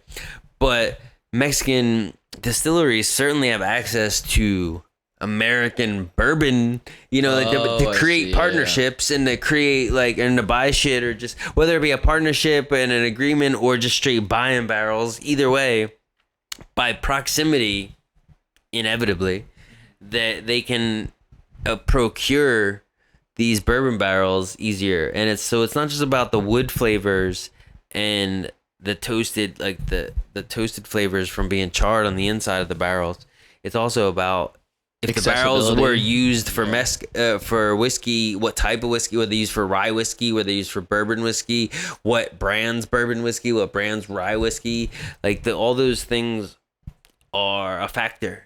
So the tequila and mezcal brands that do age their product in barrels, their choices of what type of barrel and where they get the barrels from and what was in those barrels previously, all affect the flavor profile. I mean, it makes sense. It takes time in order to, the way these distilleries and these motherfuckers really think, they're like, all right, I want to get a flavor into this product. And the way that I'm going to find a way to get this flavor into this product is not going to be add an ingredient. It's going to be subtly introduce an ingredient, and then time will allow that ingredient to seep in, whether it be the bottle, whether it be it's not even the glass, the way that it distills in a glass changes the time, glass aging. Time they is say glass aging tempers things. Time is an ingredient, right? Isn't that crazy to think about? Totally. Damn, man.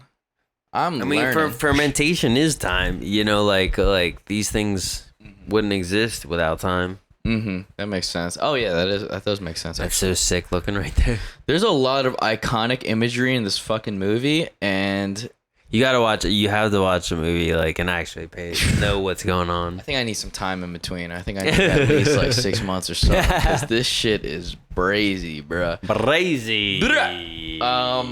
I would definitely watch this though. I just need to I need some time in between, because fuck, dude, it's actually not horrifying. The images that are being shown aren't horrifying. It's not a horror movie per se, but it's fucking horrific. There's some horrific moments. Yeah.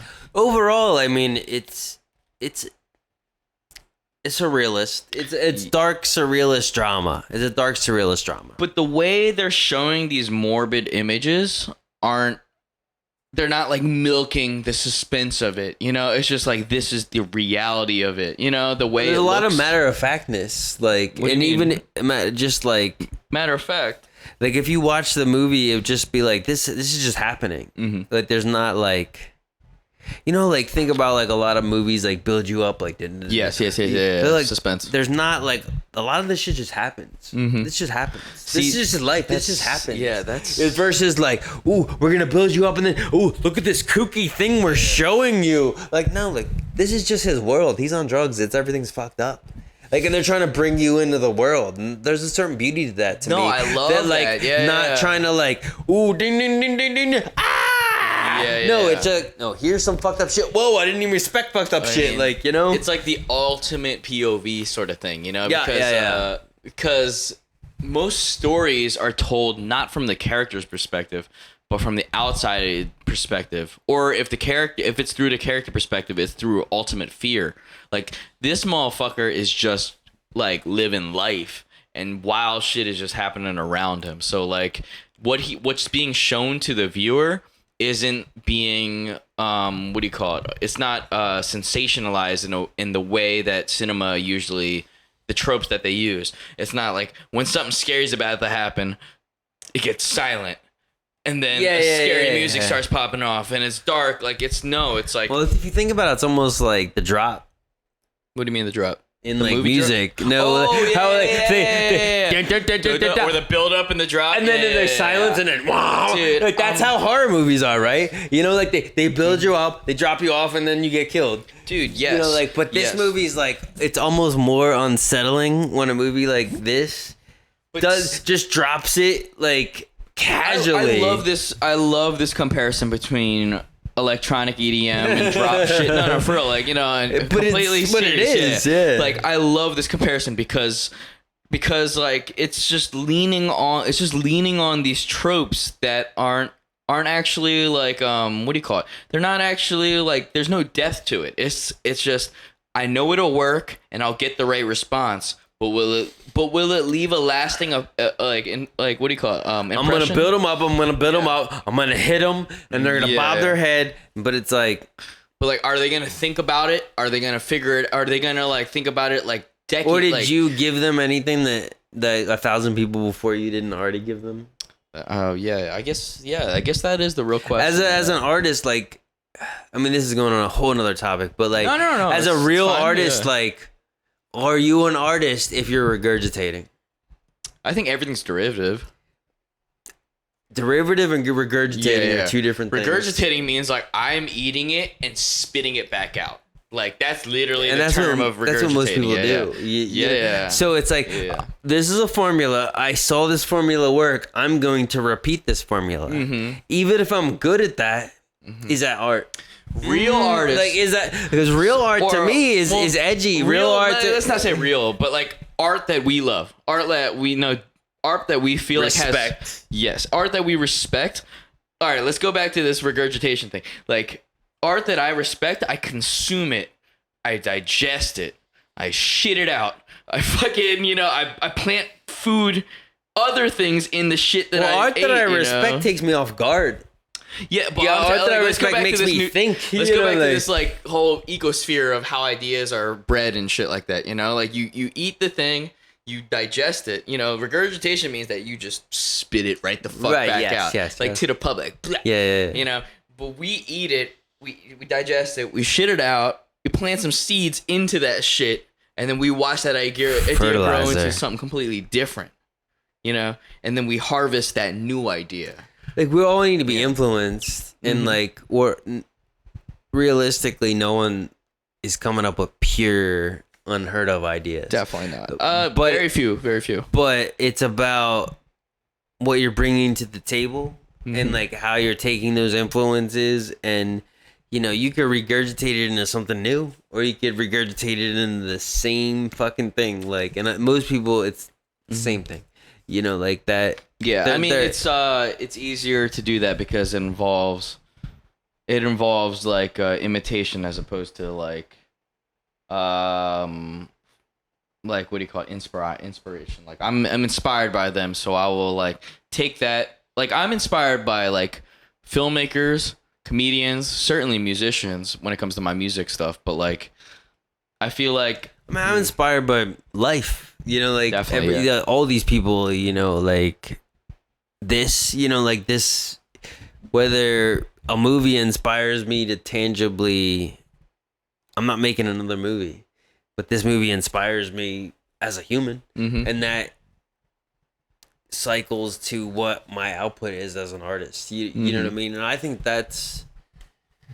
I would like to think that artists are less tangible. That you take the sum of your influences and the sum of the things that strike you, and you foster them internally into whatever your thing is. And most people might not even understand your source material. Nobody's gonna listen to one of my songs and be like, no one's gonna listen to a song and be like, he likes Naked Lunch. They're not gonna listen to my song and think he likes Naked Lunch and Mezcal. Like, no one's gonna think that. But like, that's part of the formula that creates that. Because that you do like that, and that may have determined one of the decision-making processes in the creation of your art. You know, it's pretty wild. You know, we really breaking it down low key. You know, like this is like the impetus of like what it means to be like a creative, for real. You know, not an influencer, a creative. I've always been hard on like what makes like art, like what is art versus what is art versus craft, because what is art versus craft. We've had this conversation before and you were like, most DJs aren't artists. No, I don't think DJs are artists at all. I think some are. Some are, obviously. You know, come on. A few. Literally. I argue with this Literally. man probably like years ago, before we probably even lived together. I don't remember when we talked about this. This was a long time ago. But it made me really think about like craftsmanship, because that like a plumber is considered a craftsman. yeah. That's like a trade And like, craft. and I'm like I'm going hard on the examples here to create the polarized view. Yes. So like, and a lot of like craft. And like I think to be honest, I think that DJing is closer to being a plumber than being an artist. And this is me as a DJ. This is me. Let's go. Piss it off. All the DJs in the world. All right, hold on. But this is like me as someone who's like toured the country as a DJ. Like this is me. Like this is me. That's like this is more my identity than fucking mezcal. You know what I mean? No, like, that's real shit. You know, like I care about this shit. I care about this shit. But I'm saying like, like a producer is an artist, point blank. A DJ. You're closer to a plumber. Like to be honest, I honestly feel that way. You're servicing a thing that has to be fulfilled. The amount of DJs that are real quote unquote artists in the world is significantly lower. How do you feel about? All right, so separate your production and your DJing. There's gigs that you completely don't DJ any of your music. Right? Not anymore, but at the past I have. Yes. And then there's gigs that you DJ'd only your music, and then there's gigs that you did both. Other than the gamut, yes. Yeah. So the gigs that you didn't DJ any of your music, which were completely produced by you, you would consider that a craft and a trade sort of thing. Yeah. Okay. Because it was a service that needed to be fulfilled, and then you had the... And like, I'm never like a wedding DJ. I'm not playing the village people. I ain't playing your fucking bullshit. No offense to... Yo, hold up. Village people? Wait, what is that? YMCA. YMCA. What the fuck? Man, Alex is a big fan of the YMCA. Yeah, I mean, I guess like... But, no, I mean, like, you know, if I've played plenty of parties and enjoyed it. You know, I played straight up hip hop parties where I played none of my own music and it was all hip hop bangers. And it was about that moment and it was about the dance floor and I like that shit. And I'm doing it with my spin on it, and my choices in that genre are not the choices that other people will make in that genre. Okay. But that nuance doesn't make me an artist. All right, let's that nuance that my choices and my nuance are just my tastes. Yes, it's just like the plumber putting a different fucking like thing. You know, I don't know, like a different fucking nut on the bolt. Like it's like I like copper pipes and not like iron pipe. I don't know shit about it. I don't know. But like, I think it's like I like Dipset and you like fucking Kanye. I like the Clips and you like the Locks. Like I mean, they're choices, but like we're still like it's party music and I'm playing like gangster like rap. All right, what I think we're trying to say is what you're trying to say is, and I somewhat agree with it, is that the idea of being an artist has been like bastardized so crazy, in my opinion, that it completely was so bastardized where it's like beautiful to be an artist. But when I grew up, and that's partly because I'm Chinese as well, that like being an artist meant that you're a piece of shit, you're a loser, you know, you're broke loser, you know, and that's how the entire society has thought about it, you know. Still think that's a prevalent yes. We're offending most of our friends right now, just let you know. Ourselves. But I want to say one thing that I think most people would agree with. Being very skilled at a craft, being very skilled at a trade is way more respectable than being an average artist. An artist, like, let's be real. Yes. Most people, an artist is a joke.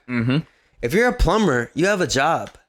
Well, yeah. I'm sticking with the plumber thing. I'm sticking with the plumber thing just because, you know. But like, if you're a plumber, you have a trade, you know, and you have a job. If you're an artist, you're a joke. Well, you could, like in America, an artist is a joke. It's funny. Oh, you want to be an artist? Okay, buddy. But see me in 5 years when you get a real job, buddy. Like that's. I agree. Like it's upsetting. That's depressing. Like, I lived most of my life being depressed by that whole notion, because you live trying to exceed that notion. You come into it knowing that everyone thinks you're a joke and that you can't actually make a living, and that you're not only are you trying to do what you do, like a plumber is trying to do what they do. Okay, right? You're trying to do what you do, and you're also trying to supersede and. Beyond doing what you do, you're superseding the image of it being a joke that makes no money. You have two things to hurdle when everyone else has one. Yeah, I mean, what I agree with that. Yeah, I mean, what I'm saying is that like the plumber like really like took it seriously, because like it's a finite job to be done. Like you either fix that shit or you don't. You know what I'm saying? Like art can and you be either like, you get paid. Yeah. Period. It's not like you get. Yes. You're like, as an artist, you're like, oh, you have to do X and Y. You have to do 1,000 pro. You have to do 1,000 pro bono gigs before you get paid as an artist. Like that doesn't happen as a plumber. You might have to do a week or two as an apprentice, like whatever. Then you start getting paid. Like it's a fucking job. Like nobody's expecting you to show up at their crib and work on their pipes without paying you. You know what I mean? But you got to do 1,000 pro bono music gigs before anybody's trying to pay you. Like, it's fucked up. What about the motherfuckers that regurgitate art, and what like would you consider that shit craft or artistry? Like they heard a song that was popping. They created a song just like it without it coming from a creative like mindset. Because that's like in the middle of what we're talking about, right? That's like half of what you're talking about, half of what like other people would argue against. It's a craft. I think so. If you're doing by the numbers, like here's 4 bars. Yeah. You know what I mean? If you just heard like some other tune and you're like, I want to hear the song that you're fucking thinking of right now.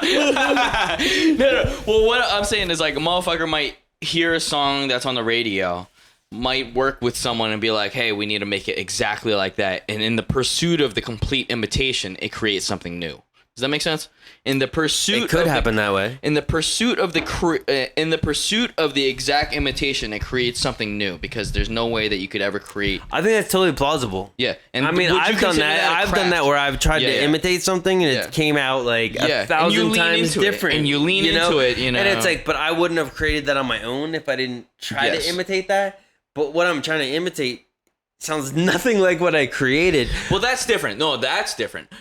I'm saying that you're trying to create something almost exactly like the thing, and it comes out differently, right? It comes out differently, but you didn't bring any of yourself into it. There's no personality.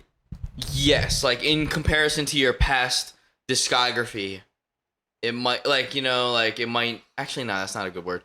It's just like you're not putting anything else into it, you know, that like would show something about yourself. Because there's so many artists that are successful in that way. Would you consider that a craft?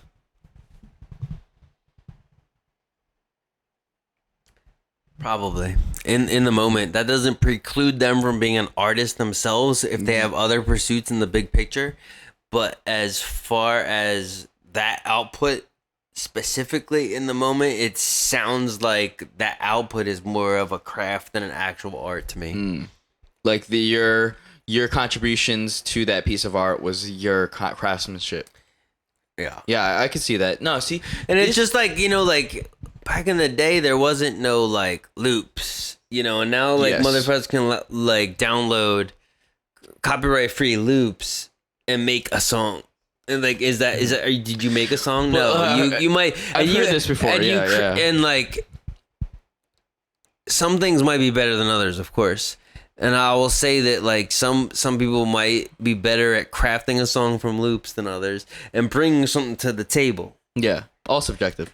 But even if you're bringing something to the table by making a song out of loops, that's a craft to me. That's not an art. Like, you didn't make them loops. Like, that's a craft. I think it's... That's like, I don't know. Like, I could put a bunch of magnets on our fridge. Does that make our fridge art? I think so. We got a nice-ass fucking fridge front. No. All right. I'm gonna do one more thing and we're gonna dead this shit. But this is very interesting because like we're gonna definitely make this into a clip because I want to piss off all my friends. I don't even give a fuck. But what I want to say is that like I think I mean I'll say polarizing shit all day long. I don't give a fuck. Yeah, let's talk though. You know, don't just fucking. You know, you can unfollow me if you want, but like let's talk before you do that shit. You know, real shit. But what I was gonna say is that like back then everyone was using the same loops. It was the Vengeance Pack. It was like these like certain iconic things that everyone just used. And then some people would record their own. Nowadays, there's way too many different samples that are accessible. Accessibility is everything, you know? Yeah, for sure. But, and also nowadays we have like all the history of every genre ever made. So like it creates more diversity. Wikipedia.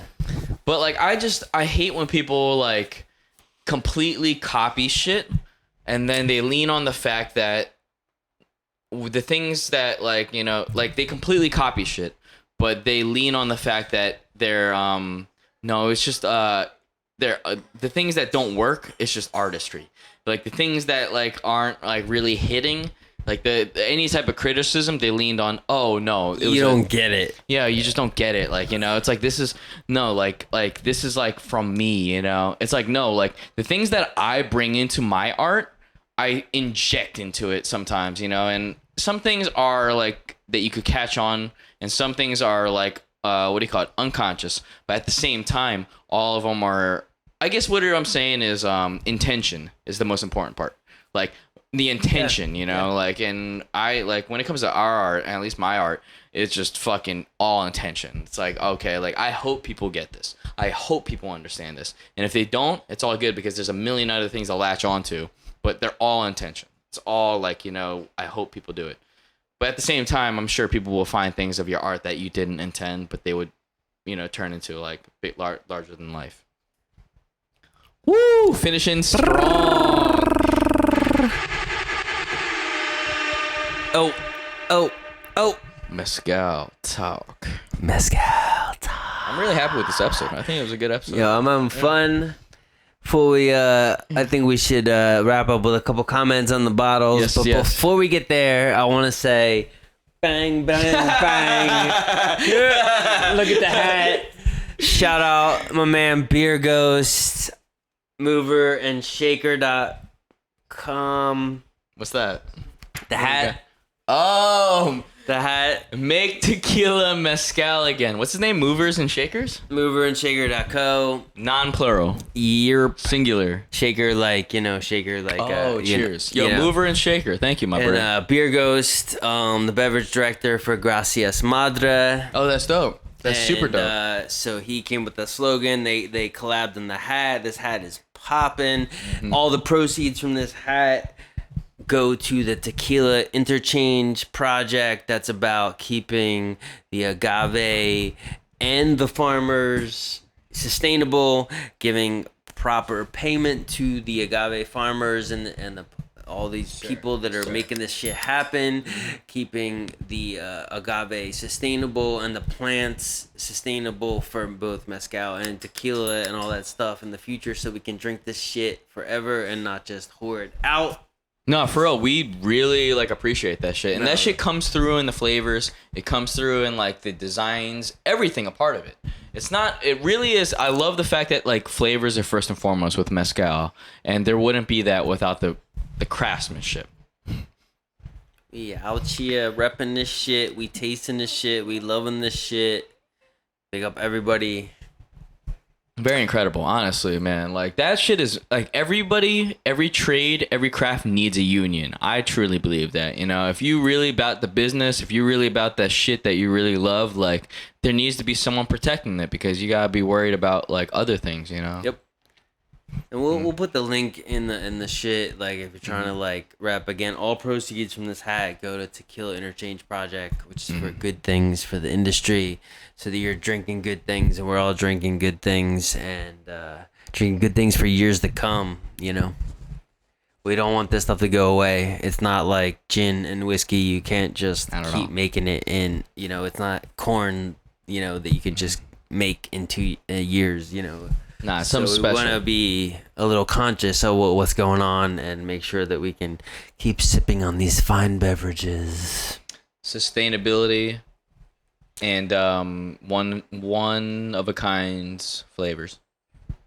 Bang Nice. bang. What was your favorite thing today, my man Alex? All right. I would have to say the Bozal has impressed me once again because Yeah. it's fucking honestly, like, I know we rep Verde very hard on this podcast because, you know, they're a fucking very delicious brand, very good branding, amazing, like everything all around. Like, I mean, we're artists, so the art factor like keys in with us maybe a little more than it might with some other people. The fact that they switch up the art on all the bottles and like rep the Mexican artists, like that's cool in general. And I'm sure most people think it's cool, but us, it probably resonates a little bit more than somebody else that's not as arty, you know. But also understanding it's a sick beverage. Like it's a solid fucking component. Well, I would probably someone that hasn't drank mezcal, I would offer them Verde over the Bozal Tepeztate because that shit is like $70 compared to $35. First of all, Yep. And I want to like introduce them in a way, you know, totally, where it's like we're not dissecting the flavors, you're dissecting the experience. So, but if I were to give someone, actually no, I would give someone the Bozal at the same time, hopefully back to back. And the Bozal, like you said, you very described it very elegantly. There's multiple notes where if you. No, the notes aren't apparent. They all work as one congealed thing. But like, if you really wanted to dissect it, the same way a good song, the same way a funny joke, the same way a good movie, you could dissect different aspects of it. But you would have to like focus your attention. You know? Yeah. And I mean, the first time you taste this is a little too much for the first. If you never had a mezcal before, you need to have a subtler one. Yeah, you know what I mean, because it's all just because it might just be like, oh, this tastes cool, you know, but it's like you're not gonna realize that this is hitting 3-4 notes and this is only hitting 2. And I appreciate if you haven't tasted multiple ones, you know. I mean, I appreciate you introducing the Tepeztate, like, you know, like further onto my journey, yo, for real, because like I feel like I'm not faking it. Like I could really literally taste the nuances of it in comparison to the Verde, obviously. It's good. I mean, I'm personally trying to go on like different journeys of different agaves. Like obviously I've been tasting this shit for a hot minute and I have different opinions and feelings, but I'm also trying to there's like 30 different types of agave. Yeah, dude. So I'm like, in my brain, I've been compartmentalizing things, and like I had tasted a couple of Tabalas early in the game, and I was like, oh, I like these, so let me go here. So I went there for a while, and I was like tasting a bunch of ones. I copped a bunch at bars and restaurants, in addition to copping bottles. The name Tabala stuck out to you a lot, and too. it's like I had tasted something, and it hit me, and I was like, let me get some more, and now I'm like, all right, now I feel like, you know, I'm not no Tabala expert by any means, right? But I had a fair amount of them. So now I'm like, all right, now I need to, like, now I'm trying to, like, the Tepeztate and Madre Cruce are, like, the two that I'm on, like, right now, where I'm literally trying to, like, understand the nuances and the flavors of these two. And I'm trying to, like, tackle the different plants and the different agaves in phases so that, like, I can understand them as I go, you know?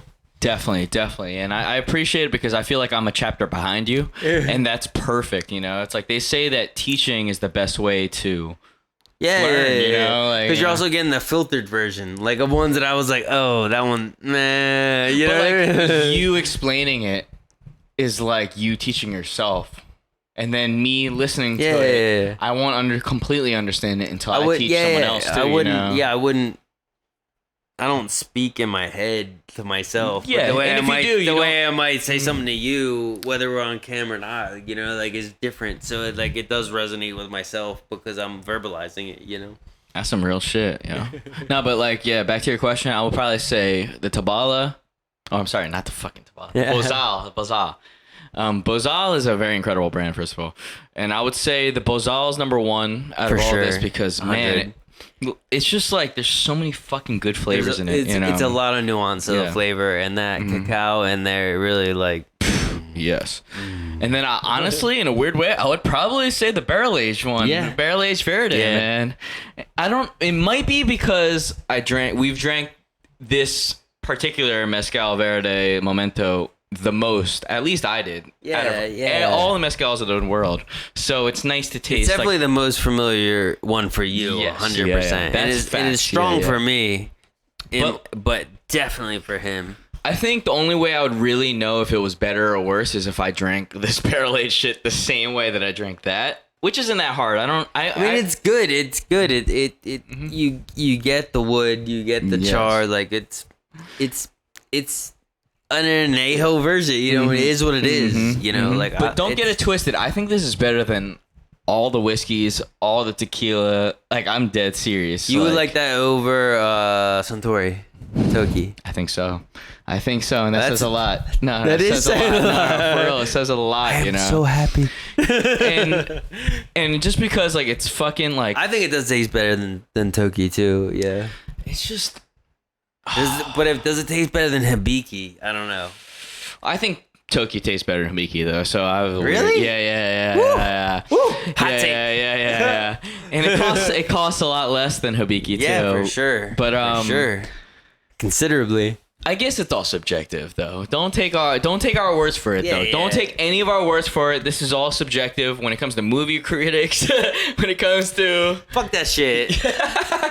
Take our goddamn word for it. We're smarter than you. Oh man. Apparently not. If you were listening all the way up until now, you could laugh at that joke because you understand. But what about you though? What about you? Yeah, totally Bozal. Like Bozal, yeah. Yeah. Okay. And would you go with that cacao like flavor that I'm getting on this is in the afternote there? Like I didn't expect, and I really that sets it home for me. Like I really like that. Like I mean, it tastes good to begin with. That like the earthy, the piney. Because sometimes like as much as I love Tabalas, sometimes that pine flavor hits too hard. It's too bright. It hits too hard. It overshines the other flavors. And this has the pine flavor that's in there is very muted, so it's a subtle pine flavor. Damn. And then, and then as the piney, earthy flavor is fading, that cacao comes in, and I'm like, ooh, I didn't expect that. Like, and that unexpected cacao flavor in there, like, I'm like, in combination, it's like almost like as the pine is fading out, the cacao fades in, and that DJ crossfade. Yeah. It's like, I'm like, ooh. Yeah. You know what I mean? It's like, it's almost like a fucking Girl Scout cookies, like the Thin Mints or some shit. Like, it's the mint and the chocolate fading together is what makes it set off. So the pine and the cacao fading together is what makes it set off. Man, no, I mean, respect. I mean, you elegantly described it the way that I was thinking, for sure. Like, it's so true because the piney flavor is easily overshadowing a lot of flavor. It's like an IPA that's way too, you know what I'm saying? What do you call it? Piney. Or like, hoppy. Yeah. It's like, I like some IPAs and some I'm like, I'm not that dude. I don't want the like triple IPA that's like the most bitter. Like that's some of that shit is so fucking bitter. I'm like, how the fuck do people drink this shit? Yeah. Like, but when it's the right punch, like I like the punch. I get what you're going for. But bitter is like levels to it. Like there could be hoppy bitter and there could be cacao bitter. You know, that's the way. For sure. The Bozal has shown me that really. Like bitter is like one thing usually, but no, there's differences to that. Same way that sour, same way that sweet. Same, they have differences between sweetness, differences between sours, and definitely differences between bitter. And Bozal's not bitter at all, by the way. The way that it all conglomerates into like a spectrum of a taste, like the way that the piney, whatever you said, the pininess like isn't too intense, and the bitterness like is actually amplified more than the other ones, and it ends up like reminding you of cacao a little bit more. I would definitely hit. Yeah, I would say probably, at least from my point of view, the best under actually the best tasting under $70 bottle you can find on the market. Yeah. I would say I'm with that. Yeah. And we're ready to be challenged and we're ready to change our mind, but tell us. Yeah. So are you going to do the what's after the Bozal though? Is it the barrel aged? Yeah, okay. the barrel aged. I was surprised. For sure. Yeah, for sure. I mean, partially maybe influenced just by the novelty factor, and who knows? But like, no, we could. I could drink like I like the Verde, obviously, and I could drink something like that from other brands. There's other comparable lane things like that, but with mezcal, there's a limited amount of barrel aged things, so it's gonna stick out. That's very true.